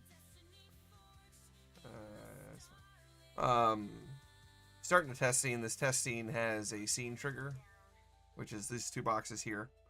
And this is because I'm testing the ability to, again, have players play the game, but basically, like, you could exist here, and I could exist in a different scene, and it would be fun. That is not how the current version that's available for download in the Discord server works. The Discord server is more kind of like a, you just join, and that's it. The default for Mirror, which is the networking protocol that I use, is the back end. It's more of like a match-based thing. It's more of like a, we just started a match and we're gonna pew-pew each other. Okay, we're done. The match is over. Let's go do something else. It has the ability to do more of like a, like an MMO, I guess is the way to put it. Type thing where, again, like that's what I'm working with right now, but it's definitely not like out of the box. It's not how they go about having you use it. But it can do it, but there's not a lot of documentation on it, so it's been a challenge to get it to do it, and the people in the Discord server for Mirror are not the most helpful. To be fair, they have a lot of people asking them questions, but it's definitely not super simple to get answers. So I think I've done it. And how it works, basically you spawn in this little test scene here, and then you've got these 2 cubes in front of you. And if you go through this blue cube, you end up in test scene 2, which is in a colony interior. And then if you go into the yellow cube, you end up in test scene 3, which is basically, there's a white base there, and you can go, move around the white base. And again, the idea here is that because I'm putting people in different scenes, not because the players themselves have to exist in separate like scenes or spaces, because like inevitably, like if we both go through the yellow cube, we're both in the same place. Like the server only loads the scene once it hasn't loaded, if somebody needs to go there, it just puts them in the scene. It's more the ability, because I can break up the game into different sections, let's call it.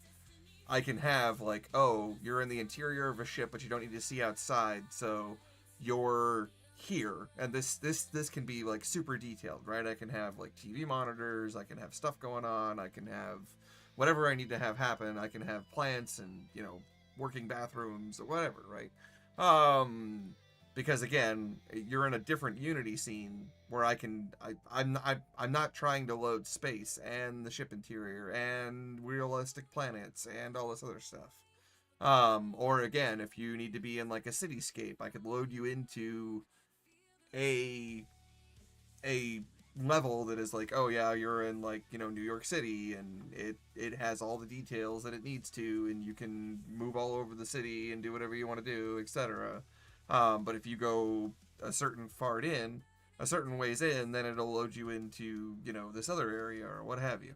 The point being is that I have a lot more control over the amount of detail I can do from a resource limitation within Unity, whereas, because if you load too much at once, then you just drag everybody's frame rates down and the game's unplayable.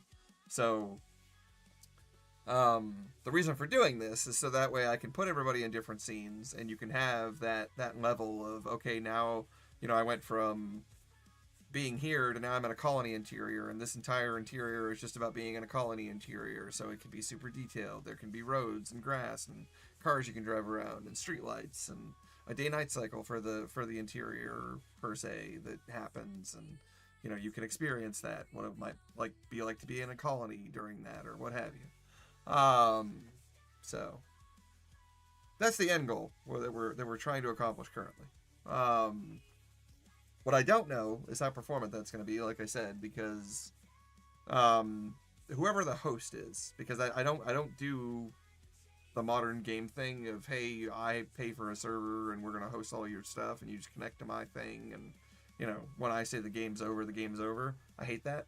It's one of the reasons why I don't play most modern video games, because I'm not going to give somebody money and then 3 years later they decide my game's up, and good luck. And if I'm lucky, the modding community will somehow, hack a server. But even then, like, there's been hacked servers for other games, but those communities are like, yeah, we don't give out the code base that we did, so if you want to play it, you got to pay us. And I'm like, yeah, I'm not going to do that either. So, but that's neither here nor there. The reason I use Mirror and the reason I do what I do is because it works based off of the same principle as old school 90s 2000 video games where you have a host and a client. So somebody's going to be the host, everybody connects to them. Where I don't know if this is performant is because the host technically has to load all that. They have to load each of those scenes to be able to do all the multiplayer tracking and enemy tracking and all that stuff. All that happens. So the host has to do all that. Now, in a perfect world, y'all play the game together. You go from one area to the next area, and once nobody's in the other area, it will unload that scene, so you won't have to keep it in memory. But as long as there's an MS left there that you want to come back to, or there's an active player in there that needs to still be tracked, that scene for the host will always be there. For the local player, you will only see what you actually need because that's where you are. But the host has to keep track of everything, so they have to load everything, and I don't know how performant that's going to be if you try to do a game with, well, I mean, depending on computer specs, I would argue even maybe just 2 people. Because, I mean, if I'm in a colony interior and you're out in space, then the host has to load, let's say you're the host, you have to load all of space and the planets and everything that's going on out there, the AI systems that are fighting each other, etc. And you have to load the the colony interior. Now, to be fair, the host, unless the player that is the host is actively in one of those scenes, like, yeah, they loaded the scene, but everything's disabled, right? So it's not like you're rendering everything, but you still have to load it into memory. It still technically exists within the confines of your RAM for the resources and what have you. And again, like, you know, if you've got a decent amount of RAM, you might be okay. But if you're trying to host a game for people and you've only got 16 gigs of RAM and Windows eats, you know, 12 of that by default, you don't have a lot of resources left over to do this. I would like to think most people have at least 32 gigs in today's world, but that's not always the case. My recommendation is 64 minimum, 128 on the high end, but that's just me. And I say that just because everything in the world wants to gobble up your memory. So, but again, I don't know how performance that's going to be in the long term. I know that we've done some initial testing with me and another player in these test scenes, and it seemed to be fine. We didn't have any like major performance problems. But again, there's not a whole lot going on in these scenes. They're empty space with a colony and the white base. It's not like I have an entire like interior. Now, again, that's obviously part of this whole testing process, is me going through and building more and more complex spaces to be like, okay, well, how much can I really get away with, right?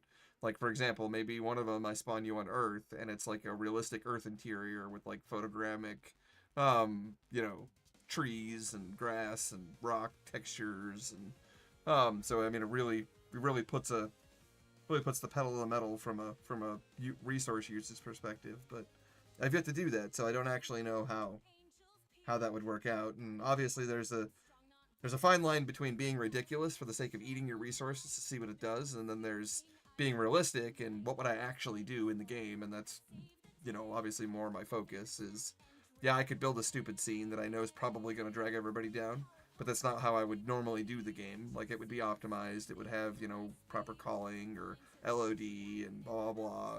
So realistically, it's making those spaces so that way we can gradually figure out, like, is this actually going to be viable, or do I need to rethink my approach, so to speak.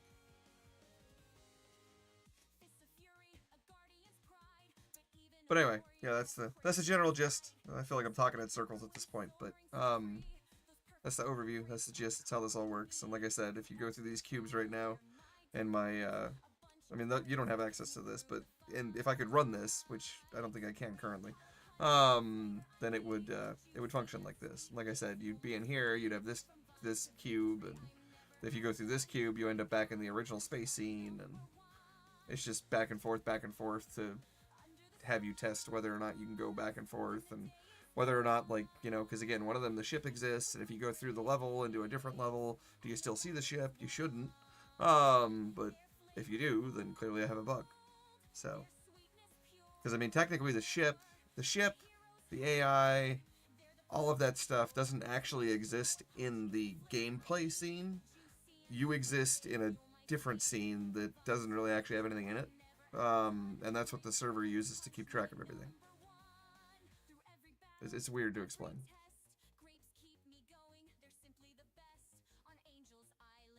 But because of that, it has to understand, like, there's like a whole subsystem that keeps track of like what the player is supposed to be able to see on the camera view, and because again, it all technically exists in the same space. So like, you know, things like I shouldn't be able to shoot you in a different scene and then have the bullet, you know, miraculously murder you in a scene you're not in, even though technically it all exists in the same space. So it's interesting.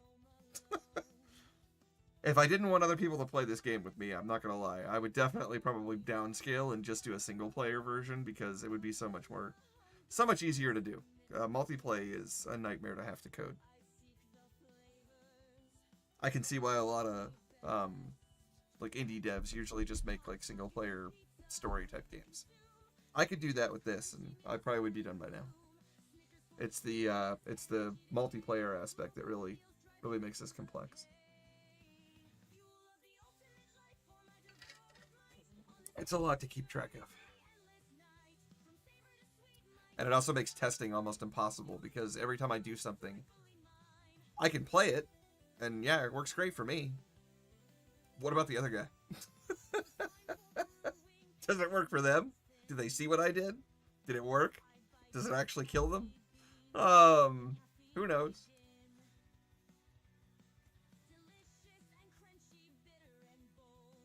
At one point, I have a solution for that, but it's not fun. It's bring the laptop in, and basically you go between my personal Quest Pro to a Quest 2 that I have on a laptop, and basically just bounce between both of them, and it's very difficult to do, because it's just a lot of back and forth, and then like, oh, okay, well, I did it on here, I think I saw it over there, and then I think I saw it over there, and yeah, it's much easier just to have an active player that's just like, yeah, nope, I see it, it's a thing. So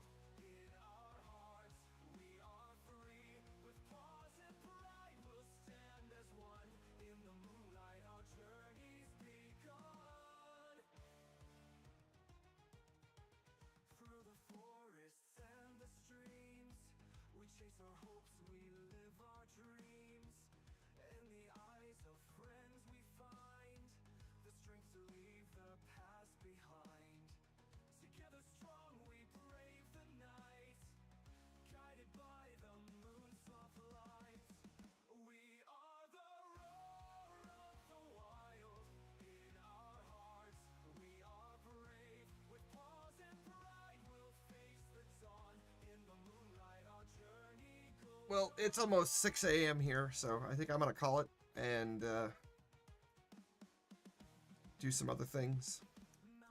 But I hope that you've enjoyed our time together, and for anybody who watches the stream at a later point through one of the recorded options, hopefully you enjoyed what you watched and the weird, interesting conversations that transpired. But I will be back. Same bad time, same bad channel. I apologize that it's always in the middle of the night, but as I work nights, I am only awake at night, so that's my options. I have to sleep during the day, so, and on my weekends I keep the same schedule just so I don't throw off my sleep schedule for work. So, anyway, I'm gonna go. I hope that everybody has a good night or good day, whatever it is for you, and I will be back later with more.